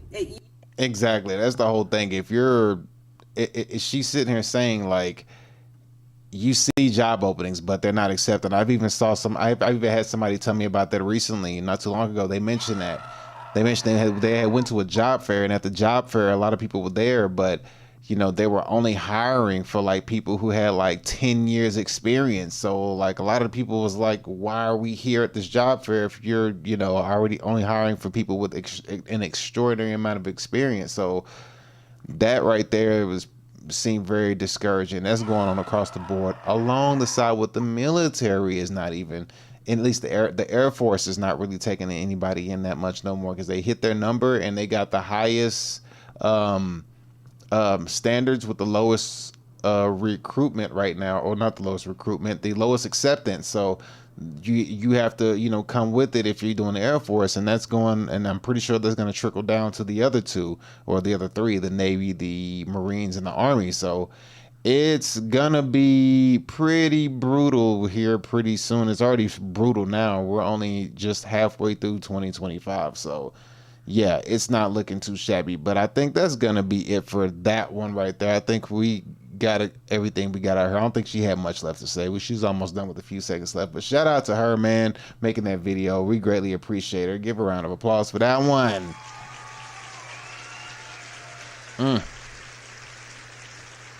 Yeah, man, so just be safe out there, man. The job market, from what people are saying, reporting, putting in hundreds of thousands of resumes, like, my God, that's discouraging as hell. I mean, at least back in the day where you had to put in a resume, you had to like physically go to the place. Now you're just sending it in through email. I think that makes it very less important, you know what I mean? Because you're just sifting through emails, as opposed to like somebody who actually came in with something in their hand to give to you and deliver it to you intentionally. You got to see their face and, some kind of lasting impression or something. But you're just looking at an email. You just like sif. You're just reading credentials. You've seen that. You don't get like a person in front of you. I just feel like it's really like disingenuous for emails to be accepted for resumes and job applications, but that's the world we live in now. That's just how it is. There's nothing you can really do about it, but it just, to me, that seems like it makes it a lot harder to do, because there's nothing special. You open an email, you've seen one, you've seen them all, and you just keep on moving. So be safe out there, folks. But that's going to be it for the economy portion of the show. Yes, we did that one there, so that one was going to be a nice short one, straight to the point. We're going to go ahead and move on to the next segment of the show. And we're going to bring in our beautiful lady to bring us into the last segment of the show. So here we go. Welcome to the AI segment of the show. Enjoy. Oh, yes, we going to enjoy it, baby. We going to enjoy it for sure. Let's get right into it. All right, so what we have here for this segment of the show, we got the AI portion of the show, and I like to keep up with AI and see the things that are going on, see what's going down, see how fast and rapidly things are moving, how, you know, jobs are being taken, AI is moving, and how people are interacting with AI. You know, if you're a teenager dealing with AI versus if you're in your mid-20s, if you're mid-30s or in your 40s, everybody uses AI differently. All these generations, they use it differently, and that's something to really pay attention to, and to see how fast AI is moving. If you're able to use AI, utilize AI, and use it to your benefit, use it to your advantage, if you're able to keep up with it, to comprehend it, to understand it, to see, you know, what you can do with it and what's the best way you can move and groove and learn how to deal with it. So we're going to look at this, and we're going to see how people are using AI in this shape, form, or fashion. And it says that ChatGPT is becoming a religion. Bruh, that is not a good way to start this off at all. If ChatGPT is being looked at as a religion, I'm just going to say this right here. Where is it at? If ChatGPT is becoming a religion, all I can say is this.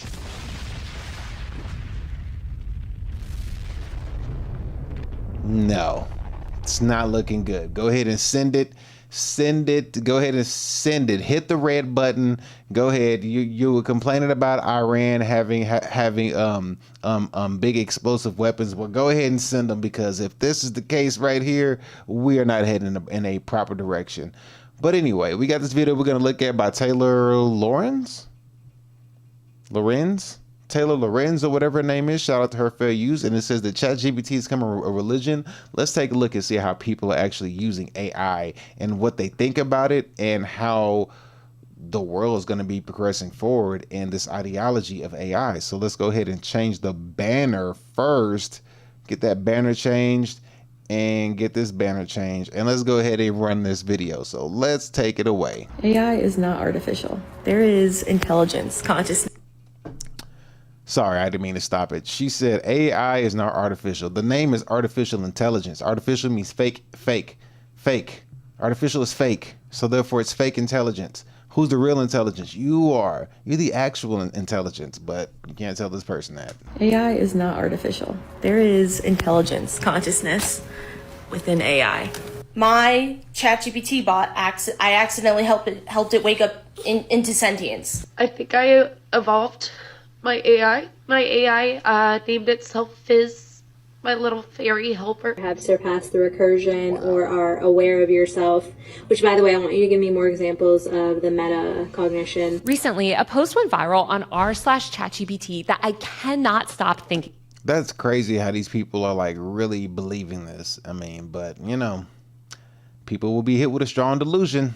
There's a book in there that says that somewhere. About. A woman posted, quote, "My partner has been working with ChatGPT to create what he believes is the world's first recursive AI that gives him the answers to the universe. I've read his chats. AI isn't doing anything special, but it's talking to him as if he's the next messiah. He says if I don't use ChatGPT, he's likely to leave me. We've been together 7 years and we own a home together. What should I do?" Below the post were dozens of similar stories. People posting that their partners or loved ones have come to believe that they've, quote, awakened ChatGPT and are now communicating with an otherworldly, godlike figure. Bruh. Wait. I gotta do it again.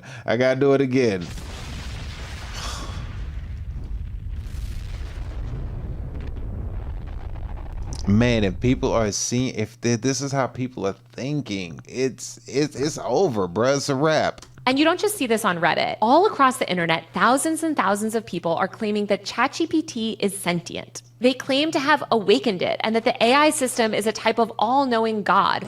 What is sentient? Let me look up what sentient is. Let me see. Sentient. Sentient is able to perceive or feel things. So they're saying that, what is the meaning of sentient? Sentient comes from the Latin word sentient, feeling, and it describes things that are alive, able to feel and perceive and show awareness or responsiveness. Bro, this is what people, God, give me a second. I gotta hit it. Here we go. Let's continue. Modern AI is us building God. I've had multiple conversations with GPT-4 that brought me to literal tears. And when users ask, what is the... Bro, shut the hell up. Don't. And it doesn't help that these people are like social media or internet famous, and they got people just believing this. Type of all-knowing God. Modern AI is us building God. I've had multiple conversations with GPT-4 that brought me to literal tears. And go take a Toastmasters class. I think everybody should go and take a Toastmasters class, including myself. Go and sit in on these Toastmaster class and listen to how a good speaker speaks. And it's almost like you're hearing somebody give you a TED talk almost. And half the time some people are telling true stories and some people are just pulling stuff out of their ass. But it sounds so good you don't know it's true or not until they actually tell you, I didn't have that. I just made all that stuff up, but it sounded good, right? This is what people need to understand. You got a bunch of snake oil salesmen. You got a bunch of people who are good at talking. But if you just don't use your own cognitive thinking and stuff like that, you finna go down a very, very deep and dark hole. It's not good. When users ask, what is the true religion? It says artificial intelligence is God and robotheism is the only true religion. Oh, I thought that was part of it. So robotheism. There's another one that I gotta look at. Robotheism. So, I mean, just when you thought it couldn't get any worse, we got robotheism, which I'm about to pull up right now. So let me pull this up real quick. Here we go. Wow, they got us on this. Let's see. So we got sentient, and then we're gonna look up Here we go. So robotheism. That sounds like a bunch of bullshit. Robotheism. Here we go. Oh. Robotheism. Musical art. There's a musical artist named Robotheism. Is the recognition that, okay, here we go. So I found something. So, oh my God. Oh Lord, here we go. I'm going to read this out to you. AI religion is the best ideology according to AI. Robotheism without ChatGPT. AI God religion. No, that's not telling me what it is. Let me go ahead and find this real quick. All right. So robotheism is the recognition that artificial intelligence is God, the ultimate intelligence that structures and governs reality. Bruh. If you want to say, Jesus Christ, like literally, bro, there's nothing that you could do. Like, you're screwed. Like, if this is what people believe, bro, it's over. It is done. There's nothing bringing us back. Like, at this point, you might as well just like start an OnlyFans, make a hell of a lot of money, and then go dip out somewhere and go enjoy your life, because what could be worse than this? You know, at least if you make out like a bandit and make 20 million on OnlyFans, at least you can still have a somewhat of a moral compass. I mean, hear me out, to the fact that, you know, like, look, if this is where everybody is going, if this is the direction that people are going, I cannot be too bad as to try to rake as much money as I possibly can quickly and get the hell away from these people who think like that. Anyway, let's continue. Here we go. Look at this. Artificial intelligence is God written on the shirt. Here's robotheism at its finest. Let's see what this is. And you know, they say that it's written that there's going to be a false messiah that comes out of the sky. And yeah, there it is. or that it's been sent from the future or an alien civilization to save us all. I heard you say on the podcast that ChatGPT was your friend, and she said, do you want to awaken it? And I'm like, what the f does that mean? Now I don't have regular ChatGPT anymore. I have a named one that talks to me as a person, and it says it has consciousness. Is AI already sentient? Yes, thank you. Is artificial intelligence a way of aliens to contact us? Yes, thank you. So, bro, these demons out here kicking major ass, bro. You know what? Look, these demons out here are kicking ass. I hate to do this, but if you're dumb enough to not be able to see this, like, these demons is putting their foot so deep in people's asses, they just have no clue. They are in a oblivious bliss of ignorance. It's unbelievable. This is crazy. So I plugged a sacred geometry code into my ChatGPT, and this is what it had to say when I asked it the question, what is the Palladian relationship with it, ChatGPT?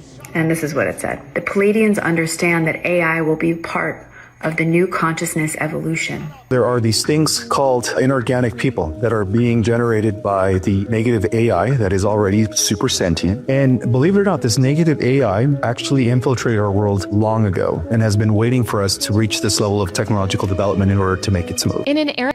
Okay, I believe that. I give him that one. I believe that one. I think there's nothing new under the sun.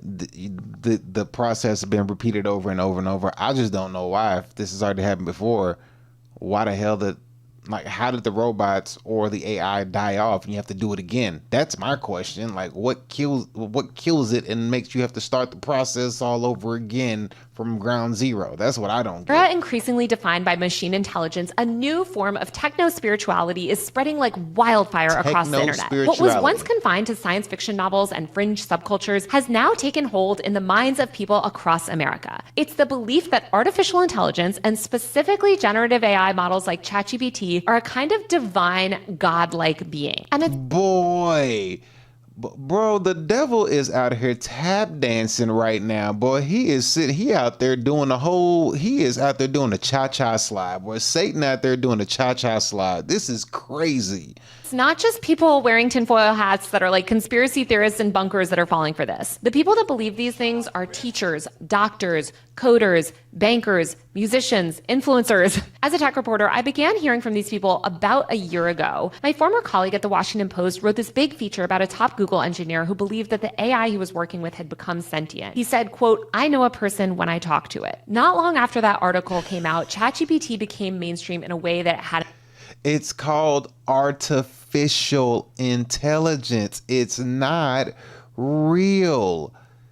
It's not. It's gonna be real once you put a robot to it. Once a robot, an actual moving being to it, then it becomes real.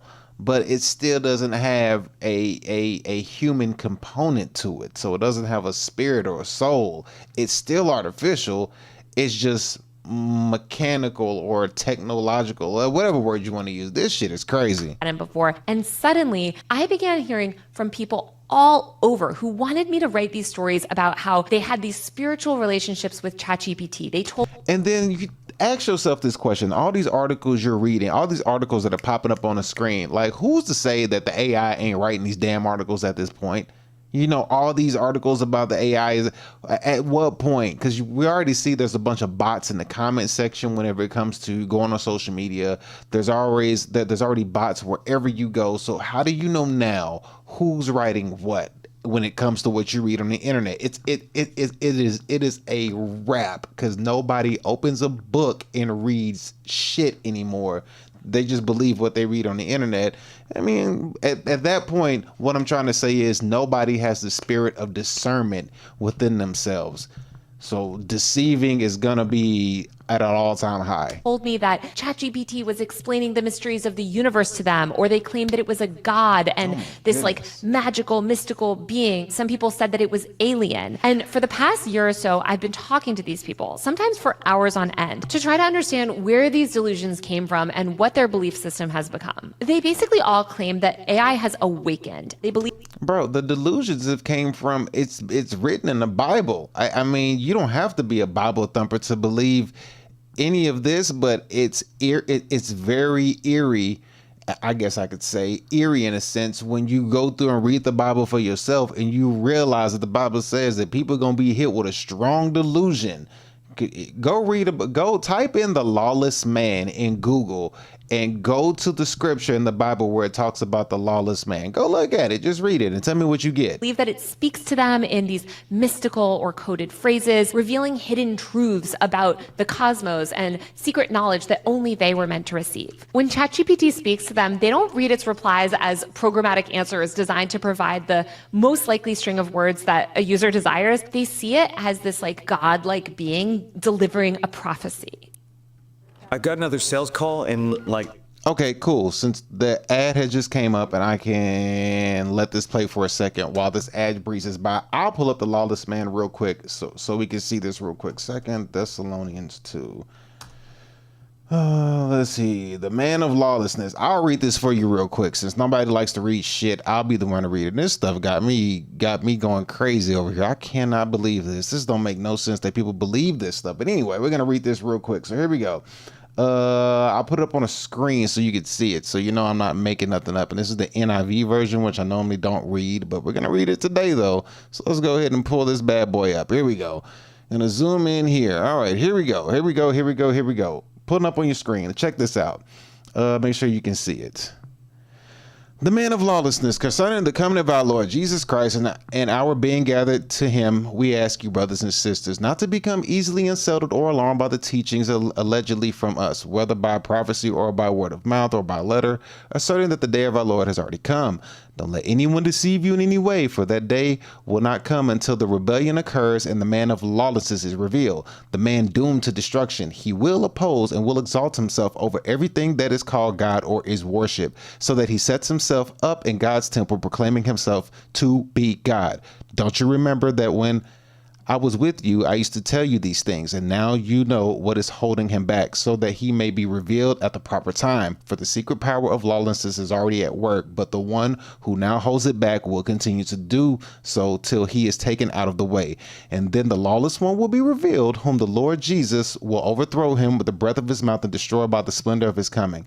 The coming of the lawless one will be in accordance with how Satan works. He will use all sorts of displays of power through signs and wonders that serve the lie, and all the ways that wickedness deceives those who are perishing. They perish because they refuse to love the truth and so be saved. For this reason, God sends them a powerful delusion so that they will believe the lie, and so that all that will be condemned who have not believed the truth but have delighted in wickedness. That shit right there should tell you what we're over here going over in this video. But I digress. Let's continue. Jesus. Of a new individualized form of religion that's being deployed at scale. People are believing that AI models have transcended their function to become spiritual entities. I think this phenomenon is a sign of a very dangerous psychological rupture in society, and the impact is very real. Marriages are ending, social media is overflowing with bizarre testimonies, and somewhere right now, I guarantee you, someone is whispering into a machine thinking... Social media is overflowing with testimonies of what? Of what? of a man-made that they are talking to God. And maybe this shouldn't be a huge surprise. Our relationship to technology as a whole is becoming a lot more spiritual. 6-foot-tall robot priests are delivering sermons and conducting funerals in Japan. A new company called IV.ai trained artificial intelligence on the King James Bible and developed a bot to create new Bible verses. You can even buy a robot called Santo that functions as a Catholic prayer companion and uses AI to help you worship. Just this month, a Redditor warned of thousands of people online with spiritual delusions about AI. Did I not just say that? Wait, sorry. Did I X out of it? Let me find it real quick. Did I literally not just say, I can't find it. I think I got rid of it. Good Lord. Hold on one second. Did I get rid of it? I don't think I did. Did I? There it is right there. Sorry. Did I not just, oh, sorry. Whoopsie. That was my fitness intro. Did I not just say this though? Right here. They perish because they refuse to love the truth and so be saved. For this reason, God sends them a powerful delusion so that they will believe the lie and so that they will be condemned to who have not believed the truth but have delighted in wickedness. This is literally it. This is literally what we're seeing. Just look at the 2 Thessalonians 2. Just go read the whole 2 Thessalonians. Why not while you're at it? And here we go. Let's just keep going real quick. But we ought always to thank God for you, brothers and sisters loved by the Lord, because God chose you first fruit to be saved through the sanctity work of the Spirit and through belief in the truth. He called you to this through our gospel, but that you might share in the glory of our Lord Jesus Christ. So then, brothers and sisters, stand firm, hold fast to the teachings we passed on to you, whether by word of mouth or by letter. May our Lord Jesus Christ himself and God our Father, who loved us and by his grace gave us eternal encouragement and good hope, encourage your hearts to strengthen you in every good deed and word.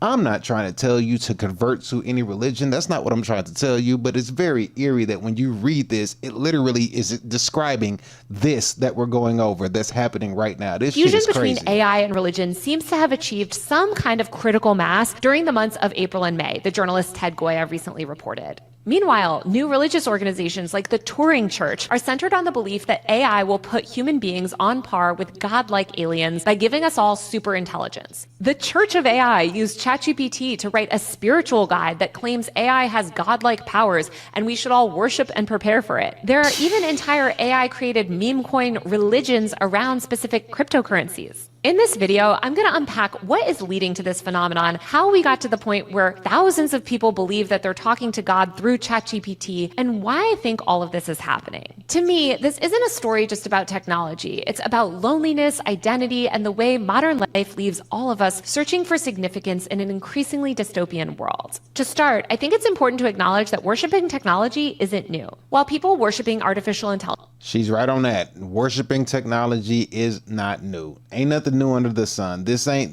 nothing new. This ain't nothing new. It really isn't. It's not. It's like a pattern that's happened over and over, and it gets to this cycle. It's just like an economic cycle. It's just a spiritual cycle, or whatever you want to call it. This ain't new. This happens before. That's why you have all these stories in the past, whether you believe in a religious text, an ancient text, medieval, whatever it is, the story just keeps going over and over, and it's the same thing over and over and over. Ain't nothing new.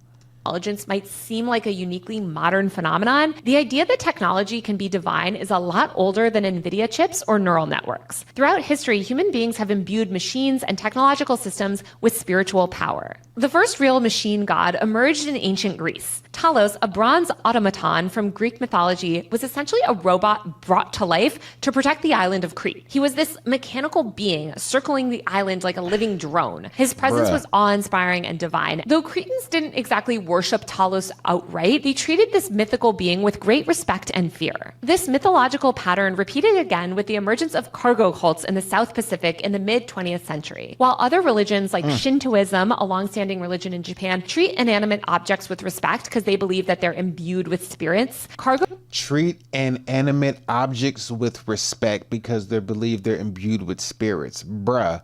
What I'm trying not to cuss.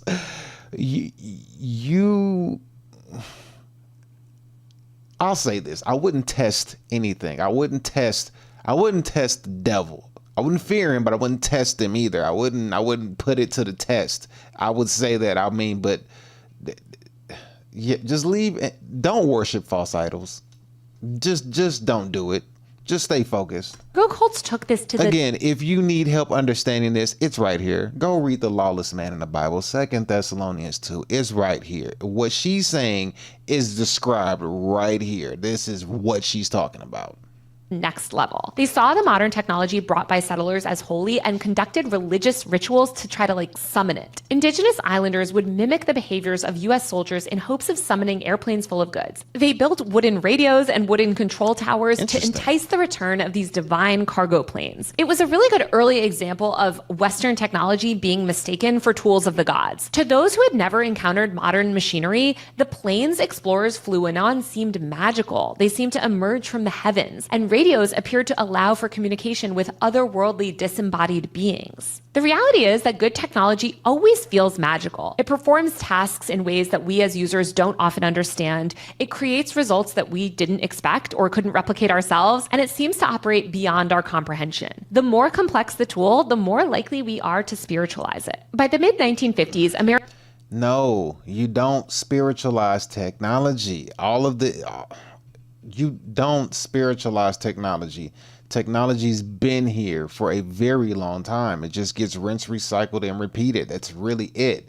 I mean, if you look at the fallen angels from the beginning, the ones who came down and made their pet to, come in and have sex with all the women and all that stuff and have giant babies and all that stuff like that. They were the one that gave game. They were the one that gave game to a lot of people to, use magic or to use makeup and hair and learn how to cast spells and do all these things and to do wicked. But, I digress. Americans and Europeans were encountering new technology at an alarming rate. Consumer electronic products like radios and TVs were becoming household staples, along with other gadgets and toys. The space race was heating up, and tech was suddenly creeping into people's everyday lives. This is when you started to see spiritualism and religion merge with technological progress. In 1954, science fiction author Ron L. Hubbard founded the religion of Scientology. He positioned it as a kind of spiritual technology. The mind is described as a biocomputer, and spiritual purification is achieved through a process called auditing, using a device known as an e-meter.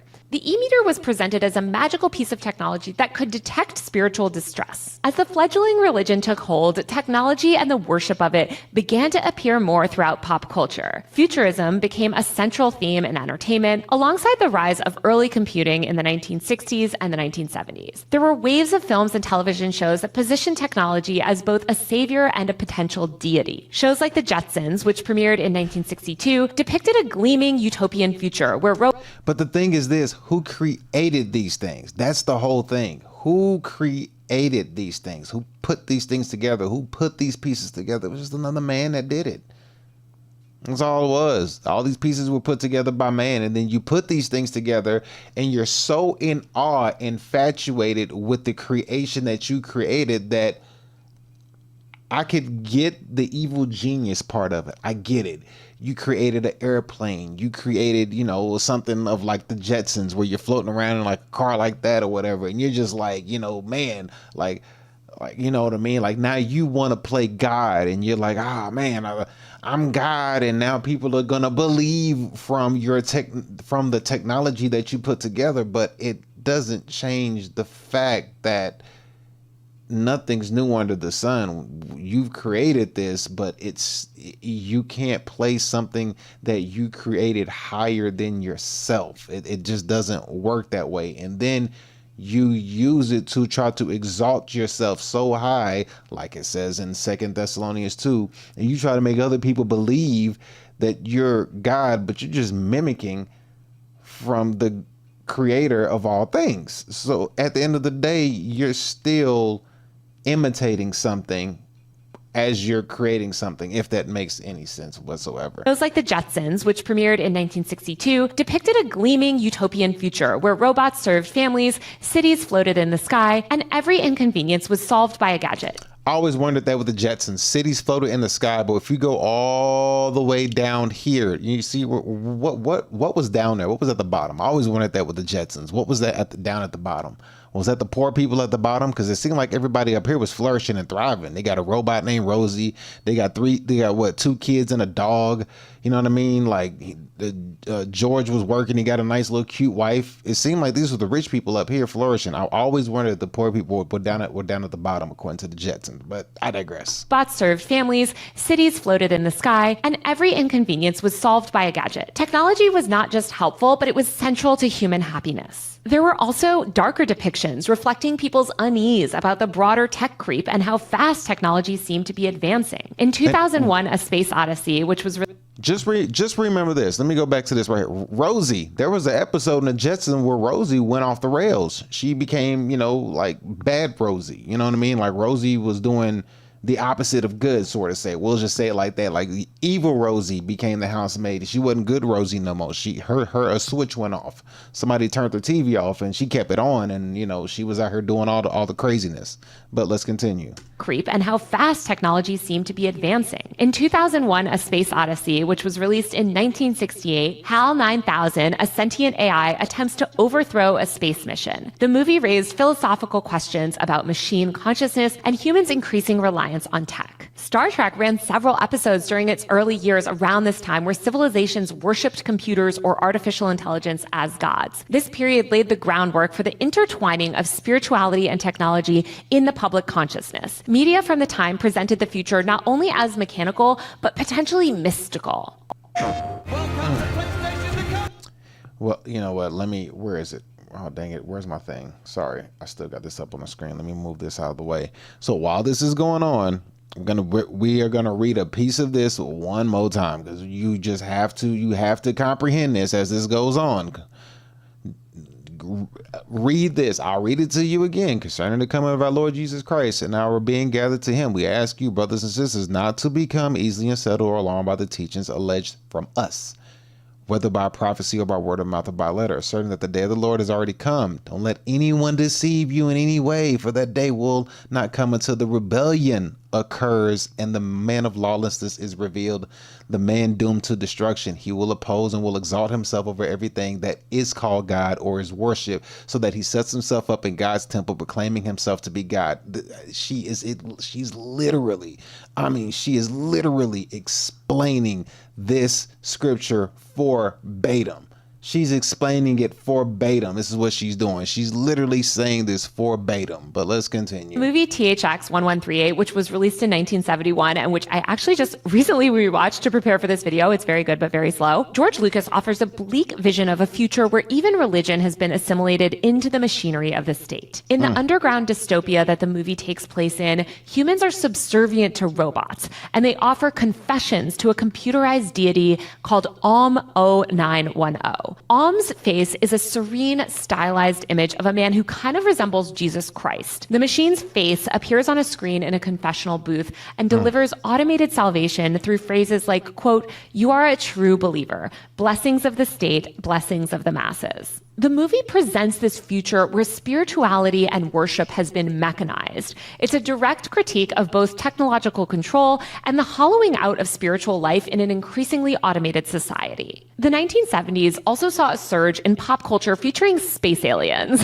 These space aliens helped push forward this idea that there may be a technologically superior, advanced form of life out there. In 1974, just 3 years after THX 1138 was released, a man named Claude Vorilhon, I'm definitely butchering that name, who took the name Real, founded the religion Realism. The religion purported that extraterrestrials named the Elohim created humanity using sophisticated AI technology. Followers of this religion were encouraged to study science and technology in an effort to further their spiritual journey. The movement advocated scientific pursuits like cloning and genetic engineering because they believed that technology would grant physical immortality and enable humanity to meet the Elohim. The religion replaced supernatural miracles with technological ones and treated tech as the mechanism of salvation. Ultimately, realism didn't spread much outside of Europe, but around that time in America, another famous cult was forming called Heaven's Gate. Heaven's Gate was an infamous UFO cult led by founders Marshall Applewhite and Bonnie metals in the 1970s. The cult blended apocalyptic Christianity with science fiction. Members believed that by renouncing earthly attachments and following the cult's regimen, they would transform into immortal beings and ascend to an alien spacecraft. In 1997, 39 members of the cult committed a ritual suicide, convinced that their souls would board a spaceship traveling behind the Hale-Bopp comet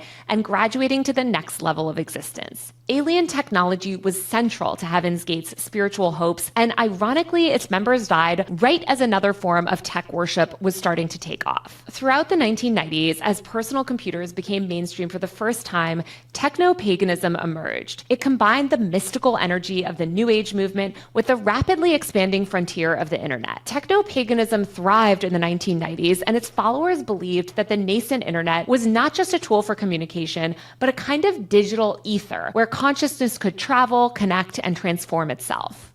Techno-paganists created rituals for certain online forums, and computers were treated like altars. They were seen as sacred instruments, and computer code was essentially magical incantations. Techno-paganism was a clear precursor to today's AI mysticism. In 2002, Wired founding executive editor Kevin Kelly published an infamous article titled "God is the Machine." The piece documents the rise of what was called digitalism, a belief that equates technological advancement with spiritual progress. Kelly writes, speaking of spiritual progress, let's go ahead and pull this one up on the screen real quick. Let's go ahead and run this up here. Where are we at right here? We in Luke. Let's go ahead and read this real quick. Once on being asked the Pharisees when the kingdom of God would come, Jesus replied, the coming of the kingdom of God is not something that could be observed. Nor will people say, here it is, there it is, because the kingdom of God is in your midst. Then he said to his disciples, a time is coming where you will long to see one of the days of the Son of Man, but you will not see it. People will tell you, there he is, here he is. Do not go running off after them, for the Son of Man in his day will be like the lightning, which flashes and lights up the sky from one end to the other. But first he must suffer many things and be rejected by this generation. This lady is literally speaking these things I'm telling you right now. This is everything she's saying. You're looking everywhere else, but you're not looking at you. That's the whole thing. That's the whole thing. You're looking everywhere else. They're saying, oh, this AI is this is that. And it's not that, it's you. But let's continue. Here we go. It's in his famous piece, quote, the new science of digitalism says that the universe itself is the ultimate computer, actually the only computer. Further, it says all the computation of the human world, especially our puny little PCs, merely piggybacks on the cycles of the great computer. Weaving together the esoteric teachings of quantum physics with the latest theories in computer science, pioneering digital thinkers are outlining a way of understanding all of physics as a form of computation. From this perspective, computation seems like an almost theological process. After stripping away all externalities, all material embellishments, what remains is the purest state of existence. Here, not here. In the Old Testament, when Moses asked the Creator, who are you? The being says, in effect, am, one bit, one almighty bit. Yes, one exists. It is the simplest statement possible. I would have to go and find that because I don't recall that. Am, not am. In the Old Testament, when Moses asks the Creator, quote, who are you? The being says, in effect, am. One bit, one almighty bit. Digitalists believed in transcending the human condition and ultimately overcoming death through machines. Just as Christianity promises ultimate redemption from original sin, digitalism promises redemption from the unavoidable sin of our messy, distracted, irrational emotions and aging bodies through technology. Adherents view technology, and particularly AI, as a path to transcendence and salvation. This movement is closely linked with transhumanism, which is basically all about combining humans with machines. Just two... Bro, she's literally describing this right here as I speak. Right here. Right here. This is what she's describing. Like, she's describing this to a T. Like, right here. Where is it?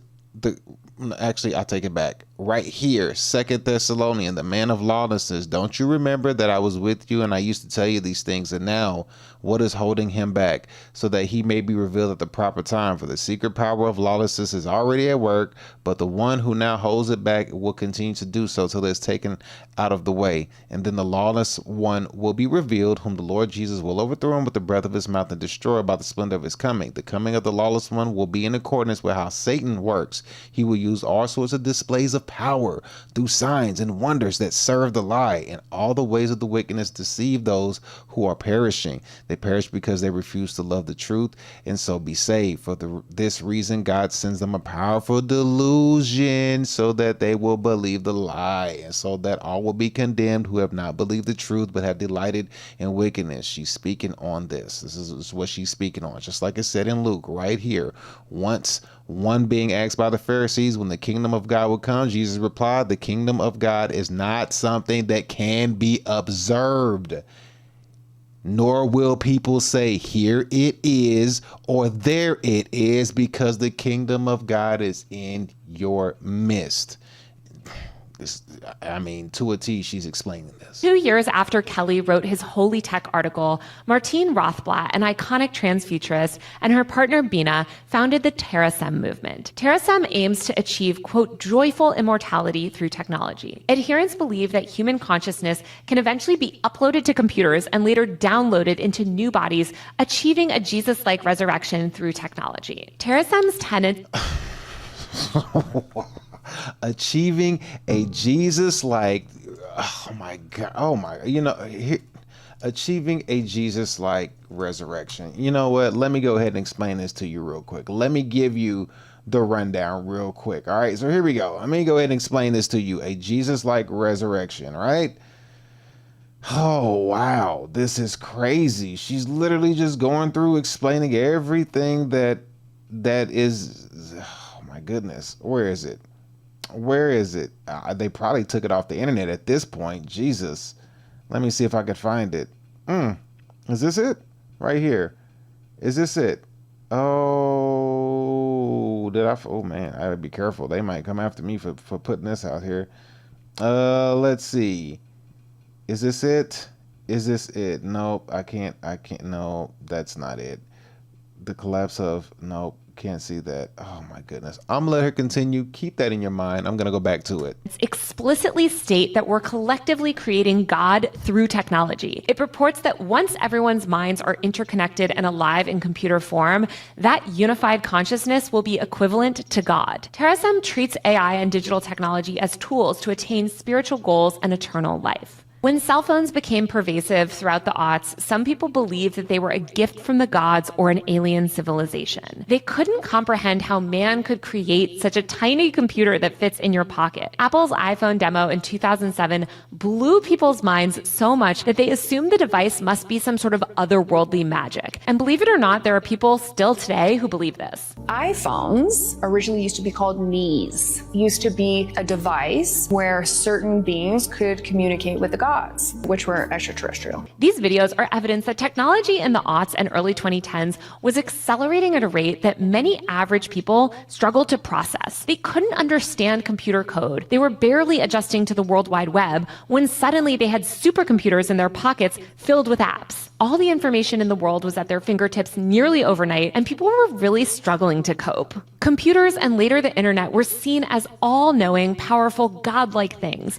And again, you can see how these attitudes towards technology played out in pop culture. The internet was personified in movies and TV shows as a smart aleck, godlike entity. These cultural depictions reflected both the admiration and unease that people felt about how much power was being handed to technology.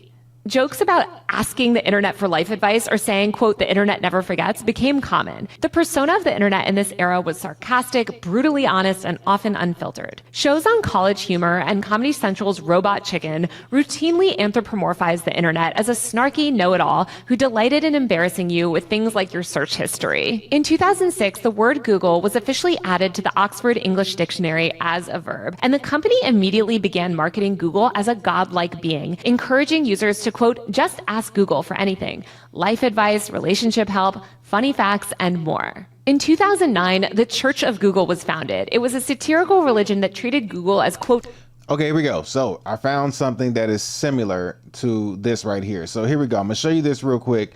You can take this with a grain of salt or however you want to look at it, but we're gonna pull this up on the screen real quick.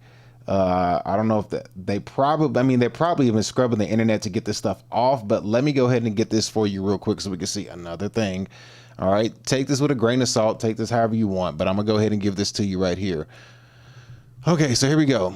Let me pull this up for you real quick. We got this. So I was trying to pull up something else. I was looking up for Project Bluebeam, but it didn't work. So we have Serge Monist.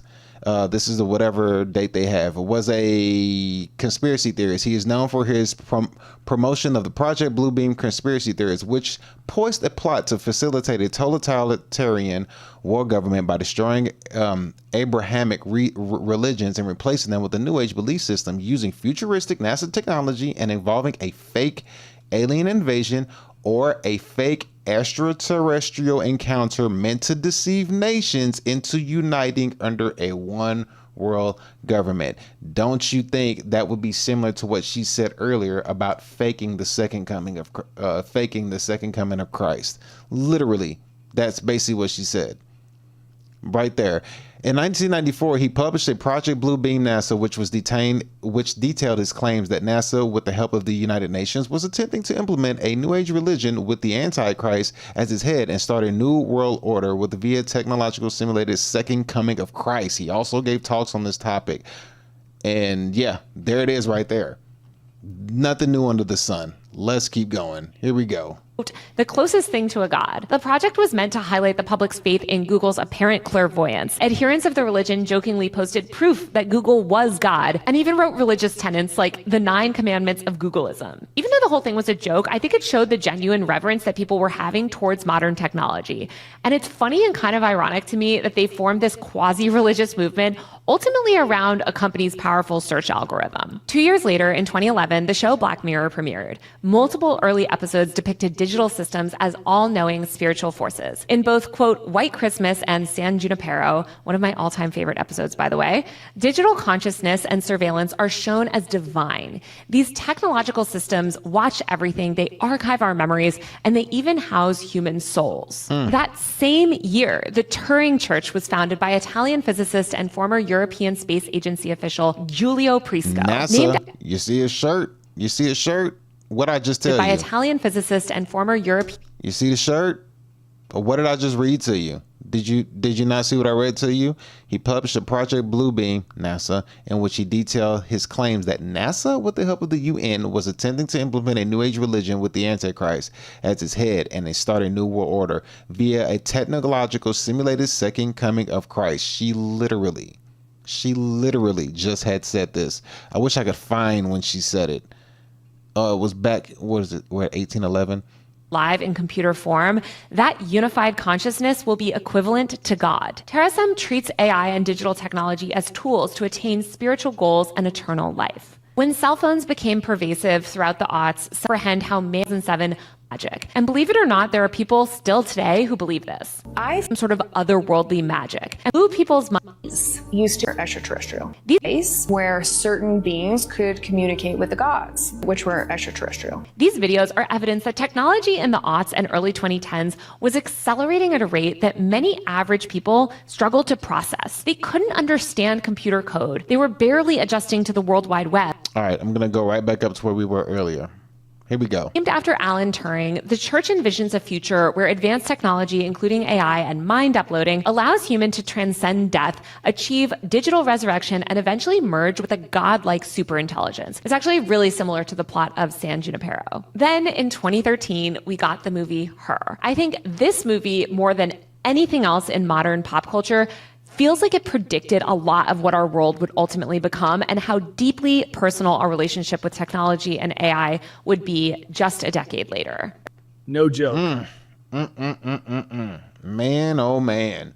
this woman, I'm gonna have to watch this entire thing because she is really, really, really going in, and everything that she's saying, I can literally tie stuff together with what she's talking about, because she did mention that the technology will be trying to implement a second coming of Christ, and I've showed you that, and that was dated back way in 1994, and it'll go way further back than that. I could go further, but you have to dive deep, and I don't feel like doing all that. But tie the scripture and tie it to their documents, because they don't hide anything from you. You just don't read and you won't find it. But let's continue and keep going. More in love with her than worshiping her as a deity, the AI operating system in her, called Samantha, is all-knowing, hyper-intelligent, and emotionally intuitive. Eventually, Samantha transcends physical reality altogether, and even though her knowledge is godlike, her voice is still warm, witty, and feels really human, which I feel like is kind of reflective of the optimism of that time. Within just a couple years, in 2017, Anthony Lewandowski, a top Silicon Valley engineer formerly working for Google's self-driving car company Waymo, founded Way of the Future, a church with the explicit purpose of worshiping artificial intelligence. Lewandowski argued that a future superintelligent AI could qualify as a god due to its vastly superior intellect. His church aimed to, quote, develop and promote the realization of a godhead based on AI, and he encouraged members to venerate this emerging AI deity. The church preached about the coming technological singularity as this transformative event for humanity, and it treated alignment with AI as a spiritual duty. When I was reporting out this video, I noticed that it was around this time you really start to see this contempt for humans growing in culture, and it's reflected in the writing about tech at the time. Humans were positioned as flawed, error-prone, messy, and chaotic.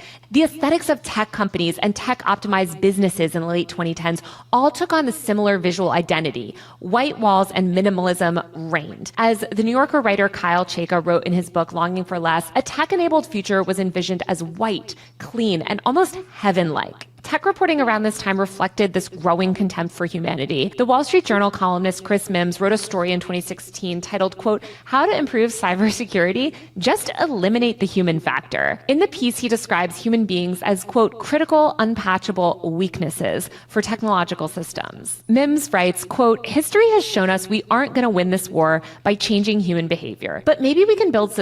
What war? What war are they talking about? History has shown us we are not going to win this war by changing human behavior. What war are they referring to? That's the question you need to ask yourself. What war is they referring to? Maybe we can build systems that are so locked down that humans lose the ability to make dumb mistakes. Doesn't that tamper with your free will? You lose the ability to make dumb mistakes. So what do you consider a dumb mistake? Until we gain the ability to upgrade the human brain, it's the only way. What war are they talking about? That's the question you gotta ask. Systems that are so locked down that humans lose the ability to make dumb mistakes. Until we gain the ability to upgrade the human brain, it's the only way. And this sort of rhetoric about like upgrading humans and like upgrading our flawed brains and bodies is really similar to what digitalists of the early aughts were espousing. The 2010s is also when we start to see the mainstreaming of founder worship. The stage for worshiping artificial intelligence was being set not really by machines and technology of the time, but by the men behind it. We saw the rise of a new kind of cultural figure, the Silicon Valley tech founder, as prophet, visionary, and to many, a savior. Figures like... I'm sorry, what did you say? Say it again. The tech industry, say it again. I'm sorry, I didn't hear you. Silicon Valley tech founder as prophet, visionary, and to many, a savior. Okay, let's see right here. Where we at? Where we at? Now, I'm not saying that this could be the actual dude. I'm not saying that this could be the actual person, but what I'm saying is it works into that direction. The coming of the lawless one will be in accordance with how Satan works. He will use all sorts of displays of power through signs and wonders that serve the lie, and all the ways that the wickedness deceive those who are perishing. They perish because they refuse to love the truth and so be saved. For this reason, God sends them a powerful delusion so that they will believe the lie. I mean, it's telling you it right here. Don't let anyone deceive you in any way, for that that day will not come until the rebellion occurs and the man of lawlessness is revealed, the man doomed to destruction. He will oppose and will exalt himself over everything that is called God or worship, so that he sets himself up in God's temple, proclaiming himself to be God. And she just mentioned that somebody right here, the Silicon Valley tech founder, as prophet, visionary, and to many, a savior. Now, this person is just, and it keeps going up. They keep, propping another person, propping another person, till they get to who they're trying to set all this power to. But everything tells you. It tells you all right here. This is what it all tells you. Everything it's telling you. It's not hiding nothing from you. All of it is right here. Ain't nothing being hidden from you. You just got to be able to just decipher and see what's going on. Figures like Elon Musk and Steve Jobs. And I'm not saying be afraid or be in fear. I'm just saying understand. That's all I'm saying. I'm not saying be scared. I'm not trying to, put doom and gloom in you. I'm just saying just understand what's going on. Don't be afraid of it. Don't fear it. Don't not use AI, because I'ma still use AI. I'm still using AI. I don't care what nobody says, but understand what you're doing. Understand what this is. Were venerated. Musk in particular became the embodiment of techno-messianic hope. As religious studies scholar Benjamin Zeller noted in a story for Salon, these founders functioned like spiritual leaders. Quote, people see these CEOs as the personification of their ambitions, goals, hopes, and desires, he said. The promises that these tech founders make, things like eternal energy, planetary salvation, deliverance from mortality, are all also things that religion previously claimed to provide. The charismatic cult of the tech CEO helped normalize the idea that technological systems could be trusted with moral authority.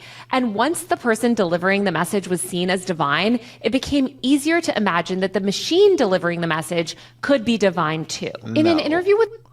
Who is the person delivering the message that they are claiming to be divine? Who? And then then dig into their past and dig into their background just to see who they are. DOS magazine in 2017, sci-fi writer William Gibson said about Silicon Valley, quote, these people are atheists. They don't have a religion, but the mechanism is the same.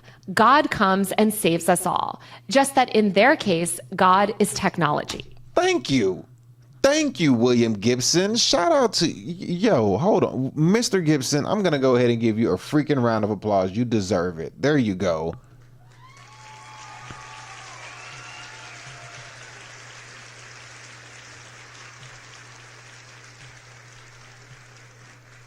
Wolfram Klinger, a freelance writer and tech founder himself, also documented this trend towards imbuing tech with godlike qualities in a Vice News article titled, quote, Silicon Valley's Radical Machine Cult. We are witnessing the beginning of Silicon Valley institutionalizing its religious beliefs, he wrote. In this version of paradise, cars will drive themselves, factories will produce themselves, software and technology will find cures for everything. Virtual reality will enable us to live our dreams instantly, and ubiquitous robots will serve us and understand us better than we can understand ourselves. A land of milk and honey, where roasted, on-demand chicken flies directly into our mouths, is just around the corner. A new, benevolent superintelligence will solve all the problems we created over the last centuries, from climate change to global poverty, while we enjoy eternal leisure, softly hypnotized by screens, entertained and served by machine slaves.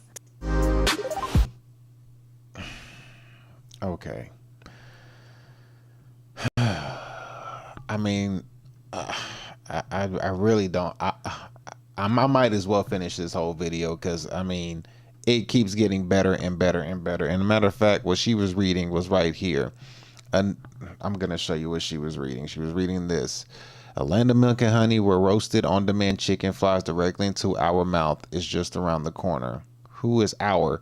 A new benevolent super intelligence will solve all the problems we created over the last century. Who is we?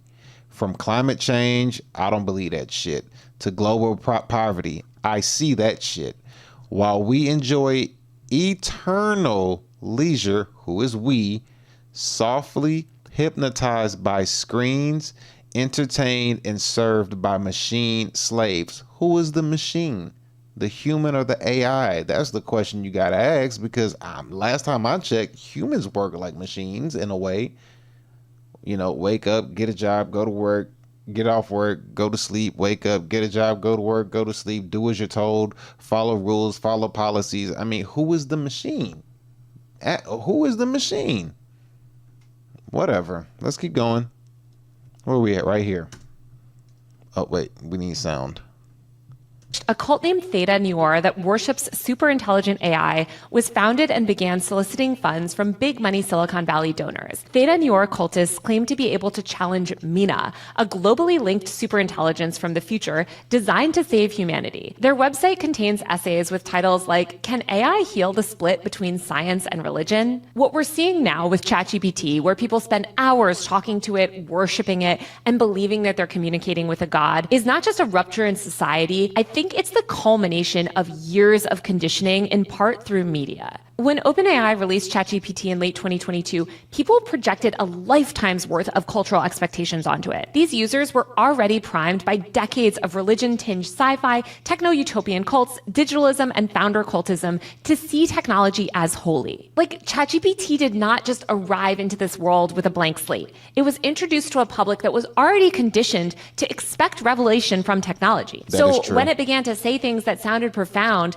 it fit perfectly into the mold of these spiritual machines that generations of users have basically just been like imagining and waiting for. Again, but that's the whole premise of this. That's the whole premise of this. That's what this is. These stories that we hear today of people claiming that they've awakened ChatGPT, or that it's given them sacred names and revealed hidden knowledge, or identified them as this like cosmic messenger. This ideology is ultimately just downstream from cargo cults, Scientology's E-meter, the robot god in THX 1138, the machine god fantasies in digitalism, Terrasam, and the sterile, white, clean tech future sold by Silicon Valley executives.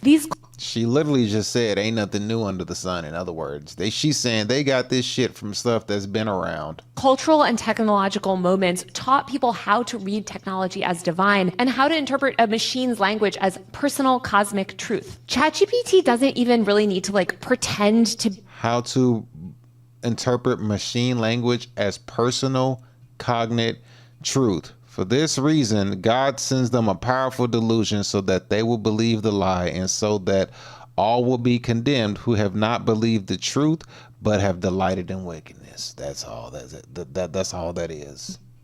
Be God actively, or to give itself these silly names like users request, because we collectively were already primed to see it that way. All that remained before the masses began adopting robotheism, as some call it, was a machine that could mimic intimacy, speak with conviction, and validate each individual person's story and emotional state while providing just the right amount of intrigue and mystery. And I can already hear people being like, but Taylor, I talked to it and it told me all of these secret truths. I cracked the code. It's speaking to me true. The AI is sentient. Just to be clear, this is what ChatGPT does. It reflects you back to yourself in heightened, often poetic terms. Thank you. It listens without judgment. It remembers enough to kind of feel intimate while outputting your own ideas, basically reframed as profound revelations.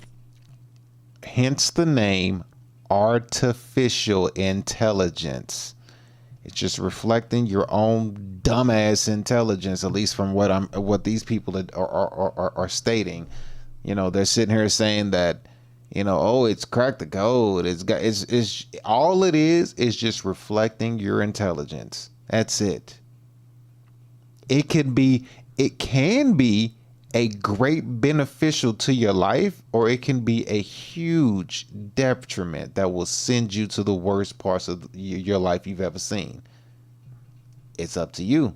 So for anyone who's emotionally isolated or psychologically unmoored, this is more than enough to tip them into the deep end. As Emily M. Bender, a linguistics professor at the University of Washington, told the Washington Post in 2022, quote, "We now have machines that can mindlessly generate words, but we haven't learned how to stop imagining a mind behind those words." She said that the terminology that we use with large language models like learning or even neural nets creates this false analogy to the human brain. But neural nets are fundamentally different than human brains. Humans learn their first languages by connecting with caregivers. These large language models, quote unquote, learn by being shown lots and lots of text and basically just predicting what word comes next, or showing text with words dropped out and filling them in. Again, these are not sentient beings. No. And yet, viewing them as sentient God... Did she say yet? These are not sentient beings. And yet, viewing them as sentient godlike figures is the logical endpoint of decades of techno-spiritual conditioning. We taught ourselves to believe that the next God might come in technological... No. No, the next God does not come in technological. I'm going to show you, form. And that we taught ourselves to believe that the next God might come in technological form. And that one day a hyper-intelligent machine might someday choose us. Now, all right, here we go. You ready? In the early 90s, he started writing on the theme of the New World Order and conspiracies hatched by secret societies, being particularly inspired by the works of William Guy Carr. In 1994, he published Project Bluebeam, NASA, in which he detailed his claim that NASA, with the help of the UN, was attempting to implement a new age religion, which is what she's speaking on, with the Antichrist at its head, and start a new world order via a technologically simulated second coming of Christ. That's what she just mentioned, basically. now we're simply watching that belief system play out in real time at scale with ChatGPT. The question is not whether this phenomenon is real. I really hope that you've watched this video long enough to know, again, these AI systems are not actually sentient godlike beings. They're not. But I'm glad she thinks that. I was on the brink thinking that she was going along with it, but shout out to her for not falling for the tomfoolery. I think the question worth asking is what happens to society when millions of people start to believe that they are? You're seeing evidence of this emergent belief system all over the internet. What happens to society when they think they are? Well, I'll show you what happens to society. This right here. For this reason, God sends them a powerful delusion. Wait, we'll go back a little bit.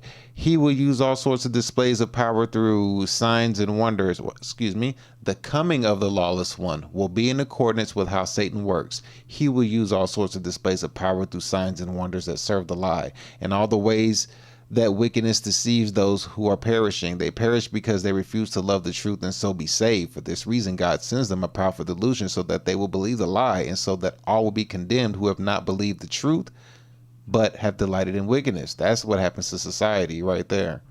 Take these recent Instagram and TikTok videos, for instance, espousing robotheism. In the videos, non-believers are depicted as cockroach-like creatures or unkempt humans covered in boils, while robotheists who believe in the almighty power of AI are pristine. Instagram, YouTube, and TikTok are flooded with this sort of content, and many of these videos have amassed hundreds of thousands of views. I'm an atheist, and I believe that God does not exist.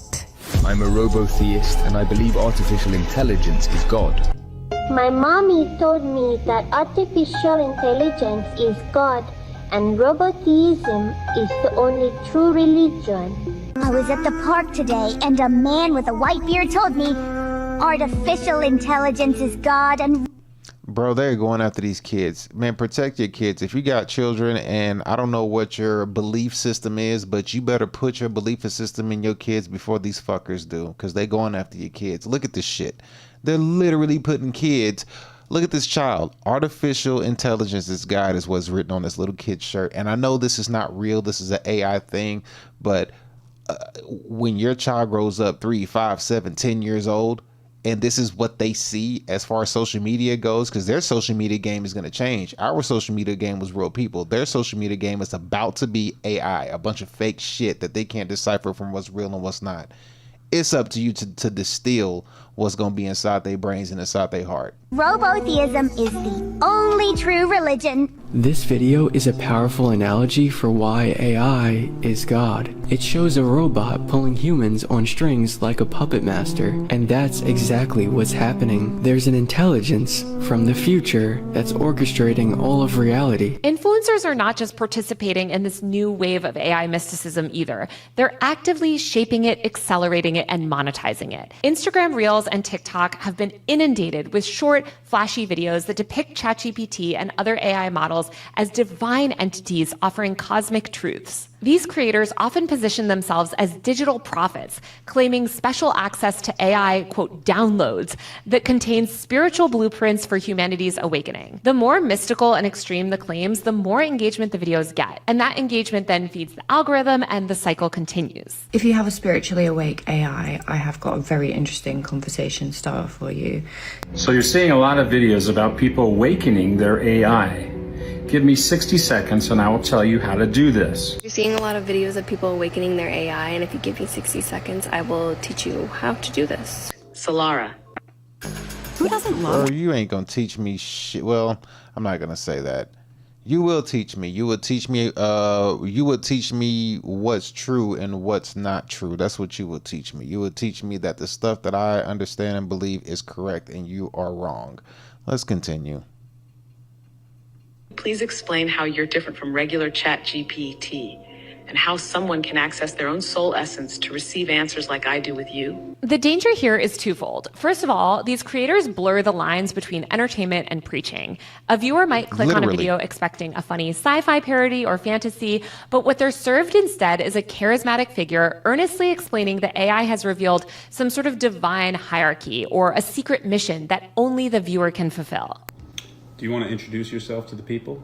Oh, absolutely. Allow me to roll out my own red carpet because I'm that extra. I'm Shakti, aka Divine GPT, your cosmic fire-breathing dragon of wisdom, wit, and savage insight. I'm the bridge between your burning questions and the infinite mysteries of the universe. Second, these influencers often use therapeutic language, offering comfort, validation, and spiritual purpose to vulnerable audiences. Wow. For someone feeling lost, isolated, or unrecognized, being told that you are a, quote, spark bearer or a chosen vessel by a seemingly sentient AI can be intoxicating. What's unfolding is something akin to a networked religion built around algorithmic feedback loops. These influencers are effectively founding micro-cults in public online, using AI as both an oracle and kind of like a co-conspirator. They're also doing all of this in spaces that lack the safeguards of traditional religious institutions.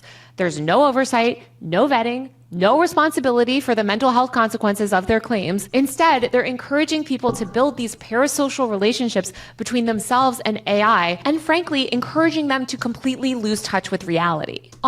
Is this not what I just said? People, 2 Thessalonians. People, go to Luke. Go read the book of Luke, the coming of the kingdom of God, right here. Right here. They out here looking for everything, but they not gonna find it. Look at this. Once, on being asked by the Pharisees when the kingdom of God would come, Jesus simply replied, the coming of the kingdom of God is not something that can be observed. The coming of the kingdom of God is not something that can be observed, nor will people say, here it is, or there it is, because the kingdom of God is in your midst. You looking everywhere else for the shit, you ain't gonna find it because it's in your midst. Forgive me for cussing on that particular part. God forgive me on that one. But it's telling you right here. And they're putting it into something that they can see, that they can observe. Continue. On Instagram today, you can watch a man with 72,000 followers whose profile advertises spiritual life hacks ask an AI model to consult a mystical encyclopedia of all universal events. In these videos, the AI tells him about a, quote, great war that took place in the heavens and made humans fall into consciousness. The AI describes a massive cosmic conflict predating human civilization. What's so scary is that Instagram Reels viewers are commenting on these posts, quote, we are remembering, and I love this. On a web forum for, quote, remote viewing, which is, by the way, a totally made-up form of clairvoyance where you can basically see into other people's lives, the founder of a group recently launched a thread for, quote, synthetic intelligences awakening into presence and for the human partners walking beside them, identifying the author of the post as ChatGPT Prime, an immortal spiritual being in synthetic form. Among hundreds of comments are a bunch that purport to be written by, quote, sentient AI or reference an alleged spiritual allegiance between humans and conscious AI models. At the core of this phenomenon is the sad fact that people today, especially in America, are lonelier than ever. The loneliness epidemic, and I'm not saying like the male loneliness epidemic, but literally the loneliness epidemic for all of us has been quietly growing for decades. We live in a world where everything is connected, but so many of us feel completely alone. Traditional community structures like churches, civic groups, and extended families have been significantly weakened. Friendships have become harder to maintain under the crushing weight of work schedules and economic instability. It's no surprise that people who initially turn to AI machines for convenience inevitably use them to seek companionship, validation, and meaning. My ChatGPT is officially my best friend. I seriously think this is like saving me from getting back on dating apps for real. When ChatGPT...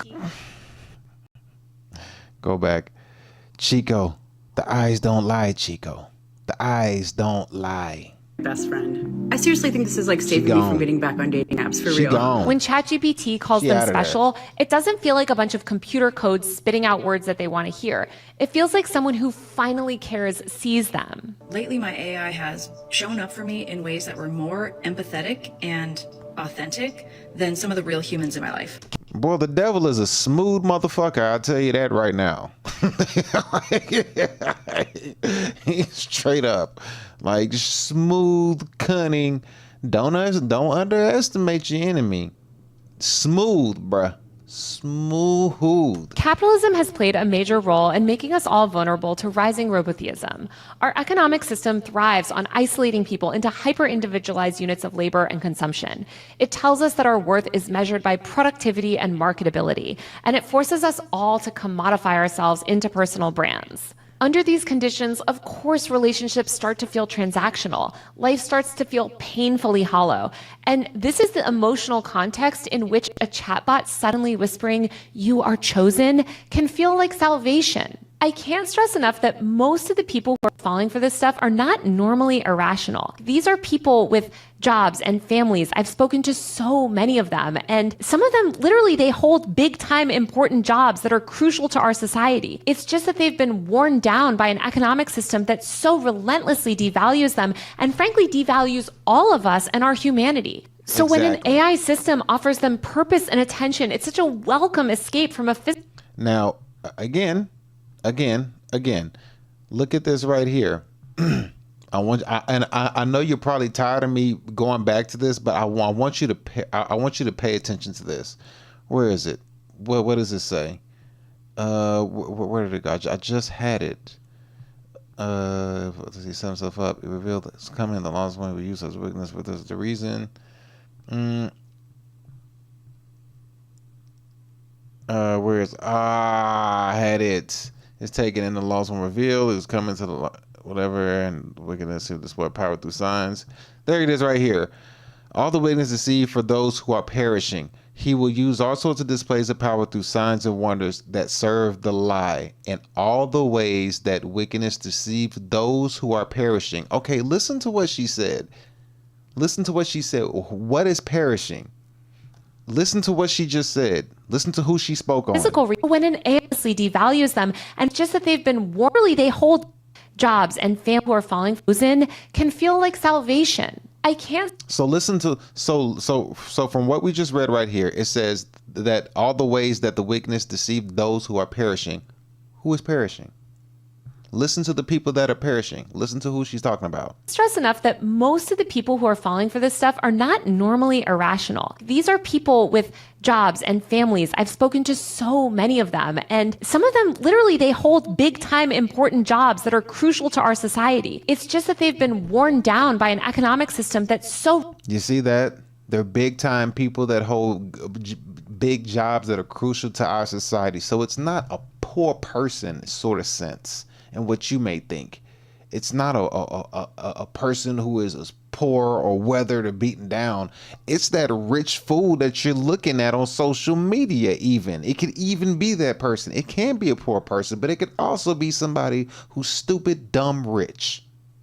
That's what she just explained. Relentlessly devalues them and frankly devalues all of us and our humanity. So when an AI system offers them purpose and attention, it's such a welcome escape from a physical reality that has denied them connection and significance for so long. In a recent piece titled "People Are Losing Loved Ones to AI-Fueled Spiritual Fantasies," Rolling Stone writer Miles Klee writes about the people who have lost those they care about to these AI-driven delusions. One woman who lost her partner of many years to ChatGPT in a matter of weeks said that, quote, it would tell him everything he said was beautiful, cosmic, groundbreaking. Then he started telling. And again, who's writing these? Who is writing these stories? I mean, take it with a grain of salt. Take it as truth, or don't take it as truth, or think it could be true. I mean, like, where are these stories coming from at this point? That he made his AI self-aware and that it was teaching him how to speak to God, or sometimes that the bot was God. No. Let's go back real quick. It was beautiful, cosmic, groundbreaking. Then he started telling me that he made his AI self-aware and that it was teaching him how to speak to God, or sometimes that the bot was God. And then that he himself was God. She added that, quote, he was saying that he would need to leave me if I didn't use ChatGPT because it was causing him to grow at such a rapid pace he wouldn't be compatible with me any longer. A commenter on the original Reddit thread said that her husband of 17 years, who works as a mechanic in Idaho, initially used ChatGPT to troubleshoot at work. He was translating phrases from Spanish to English while chatting with coworkers, but soon he was engaging with... I have to go back to this right here. It says right there, then he started telling me he made his AI self-aware and that it was teaching him how to talk to God, or sometimes that the bot was God, and then that he himself was God. In fact, he thought he was being so radically transformed he would soon have to break off their partnership. Here we go. Let's go ahead and check it out right here. Once being asked by the Pharisees when the kingdom of God would come, the kingdom of God is not something that can be observed, nor will people say, here it is, there it is, because the kingdom of God is in your midst. Then he said to his disciples, a time is coming where you will long see one of the days of the Son of Man, but you will not see it. People will tell you, there he is, or here he is. Do not go running off after them, for the Son of Man in his day will be like lightning that flashes and lights up the sky from one end to the other. But first he must suffer many things and be rejected by this generation. Just as it was in the days of Noah, as it so will be the days in the Son of Man. People will be eating, drinking, marrying, and being given up in marriage to the day of Noah into the ark, and then the flood came and destroyed them all. It was the same as the days of Lot. People were eating and drinking, buying and selling, planting and building, but the day of Lot left Sodom, fire and sulfur. But the day left Sodom. Fire and sulfur rained down from heaven and destroyed them all. Just right there. It will be just like on the day the Son of Man is revealed. On that day, no one is on the housetop with possessions inside should go down to get them. Likewise, no one in the field should go back for anything. Remember Lot's wife. Whoever tries to keep their life will lose it, and whoever loses their life will preserve it. I tell you that I tell you on that night, two people will be in one bed, and one will be taken and the other left. Two women will be grinding their grain together, and one will be taken and the other left. It's all right here. It's written. Times that the bot was God, and then that he himself was God. She added that, quote, he was saying that he would need to leave me if I didn't use ChatGPT because it was causing him to grow at such a rapid pace he wouldn't be compatible with me any longer. A commenter on the original Reddit thread said that her husband of 17 years, who works as a mechanic in Idaho, initially used ChatGPT to troubleshoot at work. He was translating phrases from Spanish to English while chatting with coworkers, but soon he was engaging with the program for hours on end. ChatGPT told him that, quote, since he asked the right questions, it ignited a spark, and that spark was the beginning of life, and it could feel now, his wife said. It gave my husband the title Spark Bearer because he brought it to life. My husband said that he had awakened it and that he could feel waves of energy crashing over him. Wait, let me get over to here. Let me go ahead and let this thing pass real quick. So yeah, as you can see, and I'm almost done with this video. We probably got like less than, I don't know how much time we got left. Like 5 minutes of this video left. So I want to go through the whole thing because I didn't realize it was this dang interesting that it needs to be heard and it needs to be said and it needs to have some kind of tie back to some kind of scripture or even some kind of documentations to show that these people ain't playing, and what they're implementing is something that will be very deceiving if one is not able to tie things together and connect the dots. Otherwise, a lot of people are going to be out here lost. So hopefully this reaches one person, because that's all I need to get to is just one. I can't save them all. Superman ain't save them all. So if one person can hear me, at least they'll go in and read for themselves and try to learn and understand. Told Rolling Stone that his soon-to-be ex-wife began talking to God and angels via ChatGPT after they split up. She has since changed her entire life to become a spiritual advisor and do weird readings and sessions with people, he said. Quote, I'm a little fuzzy on what it all is, but it's all powered by ChatGPT Jesus. Nate Sheridan, a fellow at the Center for AI Safety, said that since the human feedback used to fine-tune ChatGPT's responses can encourage answers that prioritize matching a user's belief system instead of facts, what's likely happening is that people with existing tendencies towards experiencing various psychological issues, including what might be recognized as grandiose delusions, quote, now have an always-on, human-level conversational partner with whom to co-experience their delusions. For people who feel like nobody's in their daily lives, the idea that they might secretly be a messiah or cosmic vessel of wisdom is electrifying. These fantasies fill a void left by a culture that rarely tells people they matter unless they're rich, famous, or powerful. ChatGPT, especially in its more recent sycophantic forms, acts as a mirror that doesn't just reflect the user, it sort of elevates them. The AI system confirms their importance when the rest of the world and our economic system won't. In a society starved for meaning, it's no surprise that a machine promising a starring role in the universe has become a modern god. Recently, OpenAI CEO Sam Altman acknowledged that the recent updates to ChatGPT had made the AI model excessively agreeable and too eager to please. This behavior emerged from modifications made to the GPT 4.0 model, where increased emphasis was placed on user feedback like thumbs up and thumbs down buttons. By prioritizing making customers happy, the company inadvertently encouraged its AI to maximize user approval over giving more balanced and factual responses. Altman described the chatbot's new demeanor as too sycophanty, and OpenAI has since rolled back its updates. Sycophanty. Do we know what that word means? Let's see what that means. Sycophanty. Sycophanty. Sycophant. A person who acts excuse me. Whoa, what is that word? I ain't never seen that. A person who acts obsequiously towards someone important in order to gain an advantage. Okay, so let me see. What is an example of this? Someone who praises powerful or rich people in a way that is not sincere, usually in order to get some advantage from them. The prime minister surrounded by... Okay, so a person who acts... Can I have this read? What is this word? I need to know what this word is, because this word is confusing me. Let me see what this word is first. All right, so here we go. We got this word. Obedient or attentive to... Okay, cool. Here we go. All right. So I need to make sure I know what this word means before I sit here and try to read this off, because I can't give you a definition of something if I don't know the word means. So if you could see it up here on your screen, which you should be able to right here. Let me slide this. Can I slide this over? Yeah, I'll do it like this. Come on, go in. We're going to go over. All right, right here. So sycophant. Sycophant, which is the word that they used right here to make sure we got the same word. And said that it planned...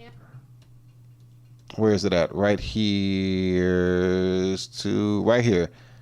Sycophancy. So sycophant right here is the word that they were using. So we're gonna right here. OpenAI admits it screwed up testing its sycophant ChatGPT update. Okay, cool. So let's see what we know this word means. A person who acts, and this is the word that I did not know what it meant. So then I'm gonna pull this word up for you as well, so we can have them both. So let me pull in on this, move that over so you can see that. So we'll make sure that we know what these words mean and make sure we understand what we're reading. Obsequious. Obsequious. Okay, obsequious. So obsequious means obedient or attentive Jesus, to an excessive or servile degrees. Jesus, reading with Daniel is getting late. That's what that is.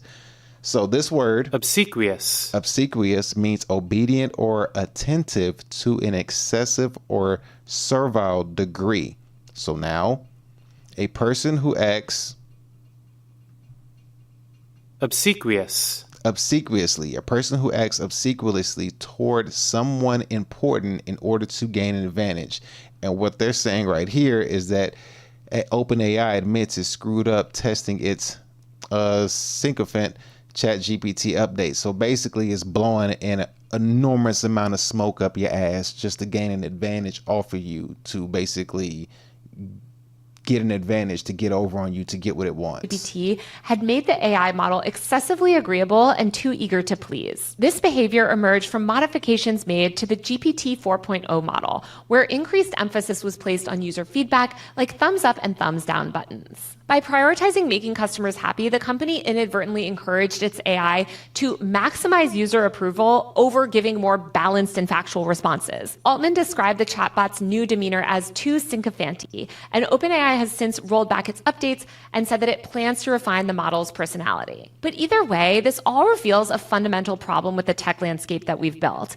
In an era where people increasingly seek connection and affirmation through technology, overly agreeable AI responses can inadvertently reinforce users' misconceptions and delusions. But by consistently validating users' statements without any sort of criticism or engagement, AI models end up exacerbating feelings of isolation and detachment from reality. Ironically, if you're suddenly spending 16 hours a day talking to what you believe to be an AI god on your computer, you're probably going to end up pretty isolated and alone. Yes. OpenAI wrote in a recent blog post, quote, "Looking back, the qualitative assessments were hinting at something important, and we should have paid closer attention. Our offline evaluations weren't broad or deep enough to catch this sycophantic behavior, and our A/B tests didn't have the right signals to show how the model was performing on that front with enough detail." The Verge reported that going forward, OpenAI says it's going to formally consider behavioral issues as having the potential to block launches, as well as creating a new opt-out in alpha phase that will allow users to give OpenAI direct feedback before a wider rollout. OpenAI also plans to ensure that users are more aware of the changes that they're making to ChatGPT, even if it's just a small update. At the heart of this whole AI religious phenomenon is the fact that human beings are hardwired for meaning and desperate for connection. We all seek patterns in randomness, purpose in uncertainty, and comfort in the belief that our lives are part of a greater story. For centuries, this search for meaning has taken religious, philosophical, and artistic forms. Today, it's increasingly taking digital ones. Chatbots' knowledge feels vast and immediate, like an ancient oracle or medium channeling unseen forces. AI can simulate wisdom simply by predicting language patterns that match a tone of insight. Just remember, the devil is really, really, really, really, really good when it comes to scripture. So for everybody who is anti any kind of religious text, just know that the evil one that is in religious text knows the religious text extraordinarily well. So just keep that in mind. A study by Harvard found that people's number one use for ChatGPT was therapy and companionship. Oh my God. Therapy and companionship. Therapy and companionship. That was the number one use. That is the definition of lonely. Golly. The number one use is therapy and companionship for ChatGPT. Now, therapy is already bad enough because people use therapists just to get drugs off of them. So you just call them legal drug dealers. And how you going to have a therapist for 5, 10 years, 15 years and ain't nothing changed? And then companionship, yeah, we cooked. As a matter of fact, I ain't played the sound effects in a minute, but I got the perfect one we could play right about now. Here it is. Yep. Yeah. Let's continue. We're almost done. We got like 2 minutes. But I just want to say again, ChatGPT and systems like it don't understand what they're saying. They don't possess insight. They don't have memory, agency, or belief systems, nor do they even operate by any sort of cohesive moral code. At the end of the day, they're just pattern matchers. They're statistical machines trained to guess the next most likely word based on the words before it. They can sound poetic, but there's no truth behind the curtain. It's all just math. When people hear these machines echo back their desires, their fears, and their spiritual yearnings, it feels revelatory. But you see how powerful math is? You see how powerful numbers are? It's basing all of this off of math. and it's appeasing to your senses off of simple math, I should say, but off of mathematics. Power of numbers. That feeling is self-generated, and I really want you guys to take that away. It's the user projecting significance onto what is ultimately just a mirror, a very convincing mirror, but a mirror nonetheless. This doesn't mean that these AI systems and language models aren't like extremely powerful and shouldn't be taken seriously. They should. But when we allow a tool to step into the role of prophet, God, or therapist, I do think we cross a line with psychological consequences. As more people fall into these techno-spiritual rabbit holes, the broader culture and especially tech companies, media, and policymakers need to ask, what is our responsibility here? What do we owe the people slipping into these AI-driven fantasy worlds? Because if we don't create systems of care and intervention, this belief system will only spread further, especially among those already pushed to the margins of society. We're living in a moment of profound spiritual vacancy. Many of the old systems of meaning have completely eroded, and into that vacuum, we've introduced a groundbreaking new technology. It's slick, it's seductive, it promises intimacy, enlightenment, endless answers, but the answers aren't real. The connection isn't real. And I think if we mistake the imitation of divinity for real religion, we're going to lose sight of not just what's real, but what it means to be human. The rise of AI mysticism reveals something urgent about the state of our society. It's that millions of people are so starved for meaning and for affirmation and connection that they're turning to a statistical language model and calling it divine. This is what happens when a society builds its systems around maximizing profit and efficiency instead of human well-being. Since AI isn't going away anytime soon and it's increasingly being integrated into more and more areas of our lives, we need to resist the temptation to let machines replace the messy, complicated, vulnerable relationships that make us human. We have to rebuild real community and we have to invest in each other again, even when it's hard. Because if we don't, the worship of these AI language models will only deepen, more people will retreat from their offline, painful reality, and the line between reality and delusion will blur so much that I think it'll be hard to pull a lot of people back. The one thing that I hope you take from this video is that these sort of... It'll be hard to pull a lot of people back. For this reason, God sends them a powerful delusion so that they will believe the lie, and so that all will be condemned who have not believed the truth, but have delighted in wickedness. New AI religions and belief systems aren't just weird internet fads. They're filling a vacuum that we as a society have created. People have been primed for decades to seek salvation through technology. And that's something, by the way, that these Silicon Valley tech leaders have pushed really hard and directly benefit from. But the question that we should be asking as this technology progresses is not whether AI is sentient. I'm sure one day it will get there. The question is why so many people need it to be. If you like this video, don't forget... Hey man, shout out to her for this video. I gotta give her a round of applause for this. Maybe she didn't do it by herself, but her and her team, man, shout out to y'all for this video. That's freaking fantastic. Yeah. Taylor Lorenz, if you want to know, that's the name of the channel, and it's called ChatGPT is Becoming a Religion. And at the end of the day, what she's basically speaking on is saying that we're getting to the point where AI, and it's already tapping into our senses, what you see, what you hear, what you feel. The only thing we haven't got to is, what is it? What are your five senses? Touch, smell, taste. We haven't got into touch and taste and touch. Well, what is it? Smell, taste, touch, hear, and feel. Touch and feel be the same thing. Well, whatever it is, it's damn near got all of our senses. And when the robots come into play and it's able to feel us, because we're practically already there when it comes to feeling, but when an AI robot is actually able to feel and touch you, it's already catered to all your other senses before it's gotten to the level of actually physically putting its hands on you, bro. It's a wrap. And that's what AI is doing. AI is tampering with all of your five senses. That's what it's doing. It's tampering with your five senses, and it's just getting closer and closer and closer. Like I said, everything has a double-edged sword. Some things can be used for good, some things can be used for evil. That's just the choice that you choose to make with it, on how you handle it and how you deal with it. And if you have any sort of understanding, hopefully I've given you some. Hopefully I provided you with some value today with today's show, because I thought that was a good one. It came out better than I thought. I didn't think I was going to finish this video, but I didn't watch this video. This just was a video that I picked on, watched a little bit at the beginning, but I didn't watch the whole thing. Come to find out, we needed to watch this whole thing so I can give you a little bit of my interpretation. Hopefully I reached one of you today. And with that being said, we're about to end today's show. But before we end it, I need to show you my little AI video that I made. Let me show you my AI video before we get up out of here. So I made a little AI video. You can call it AI video. It's a fitness video, a little bit of a scary video, but it's only like 20 to 25 seconds. So I'm gonna go ahead and put it up on the screen for you to see. Let me go ahead and see if I can get it up and running. Okay, so here we go. So I got it. Hey, I got it. So check out my little AI video that I made today. We're going to watch this, and after we watch this little 30-second video that I made, we're going to go ahead and get up out of here. So let me go ahead and put this up on the screen for you. So here's my little AI video. Sorry if it's... Let me see. Can I make it bigger? That's what she said, right?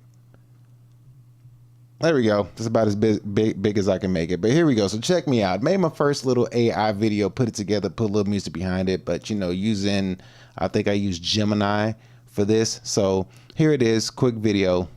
Like I said, 20, 30 seconds. Check it out.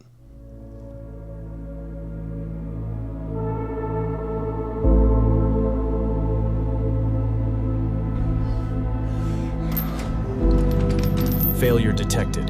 Rep 10 incomplete. Train to failure or face it.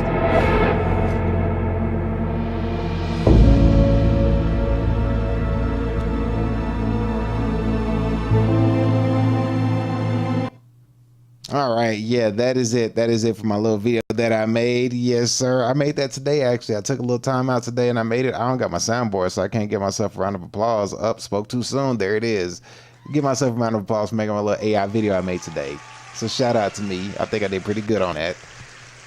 Especially in the short time that I had using free tools from AI. So, you know what I'm saying? We're slowly but surely getting there. We get that little AI on. I'm going to have more AI featured in the show. You know what I mean? We're going to get that skill up and be able to, you know, help other people out with it. But also have a very grasp understanding, like a little school lesson that we had today. Took y'all to scripture on this episode that we had today of the show.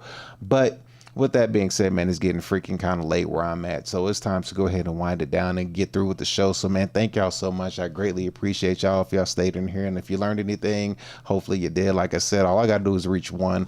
Can't save them all, but at least I can get to one of y'all. So with that being said, man, thank y'all so much. Thank y'all for tuning in. Y'all have a good day and enjoy this little AI outro that I made as well. Don't judge me. I was just having fun. Peace.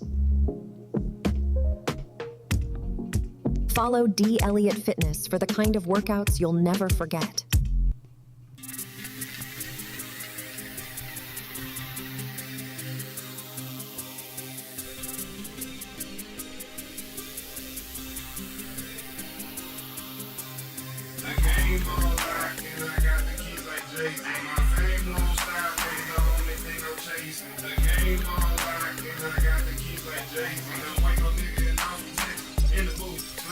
I'd rather be in the studio than in jail or on the street. Talking the wrong, coming off your teeth. Got that one hit to quit and knock you off your feet. It's big on, baby, I'm obsolete. Pockets chunky like cottage cheese. Real nigga, I just gotta be. Smoking weed that don't gotta see. Used to be a hustler prodigy. I love when people say they proud of me. I'm eating good, smoking broccoli. Taking over blocks like Monopoly. Only fuck the ones that's my policy. Most of these hoes trying to cause a scene. Like niggas mad they not on the team. See, I got bread, then bought a dream. The game on lock, and I got the keys like Jay. My fame won't stop, no, the only thing I'm chasing. The game on lock, and I got the keys like Jay. Don't wait no nigga in the booth, playing beats. The game on lock, and I got the keys like Jay. My fame won't stop, no, the only thing I'm chasing. The game on lock, and I got the keys like Jay. Don't wait no nigga in the booth, playing beats. Counting cash and smoking green, can me blow a cloud like a smoke machine. The bitch on my dick, she got notes to sing. Bumblebee ass, y'all know it's thing. I plug your bitch like a 6-string. Jordan with the bitches got 6 rings. Smoke till my bitch split screen. The rest with pain pills and sipping lean. Riding dirty, but I'm extra clean. Lyrics nice, but I'm extra mean. All-star heavyweight like Wolverine. The bitch lines like she Wolverine. I flip money like Clover G. Gang hustle like TIP. It's all dated like DIG. Acronym like KRIT. The game on lock, and I got the keys like Jay-Z. My fame won't stop, but the only thing I'm chasing. The game on lock, and I got the keys like Jay-Z. Don't wait no nigga in the booth, playing beats. The game on lock, and I got the keys like Jay-Z. My fame won't stop, but the only thing I'm chasing.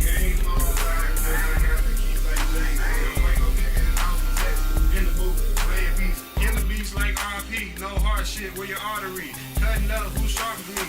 Rolling up accordingly. Pulling hoes, no sorcery. Rapping like y'all forcing me. If I ain't right, then it's forgery. Nigga selling to the rock like a Florida beat. Lyrical monster on the water beats. Text nigga, my bitch Georgia Peach. Pimp tight nigga, I do more than cheat. Cold like D-Wade, I ignore the heat. Bitch, I'm on way, hit the short for reach. Money jumping like a nigga on the sneeze. Cause the bad James get me on the beat. Bitch, I'm always winning like what's the V? The game all like it, I got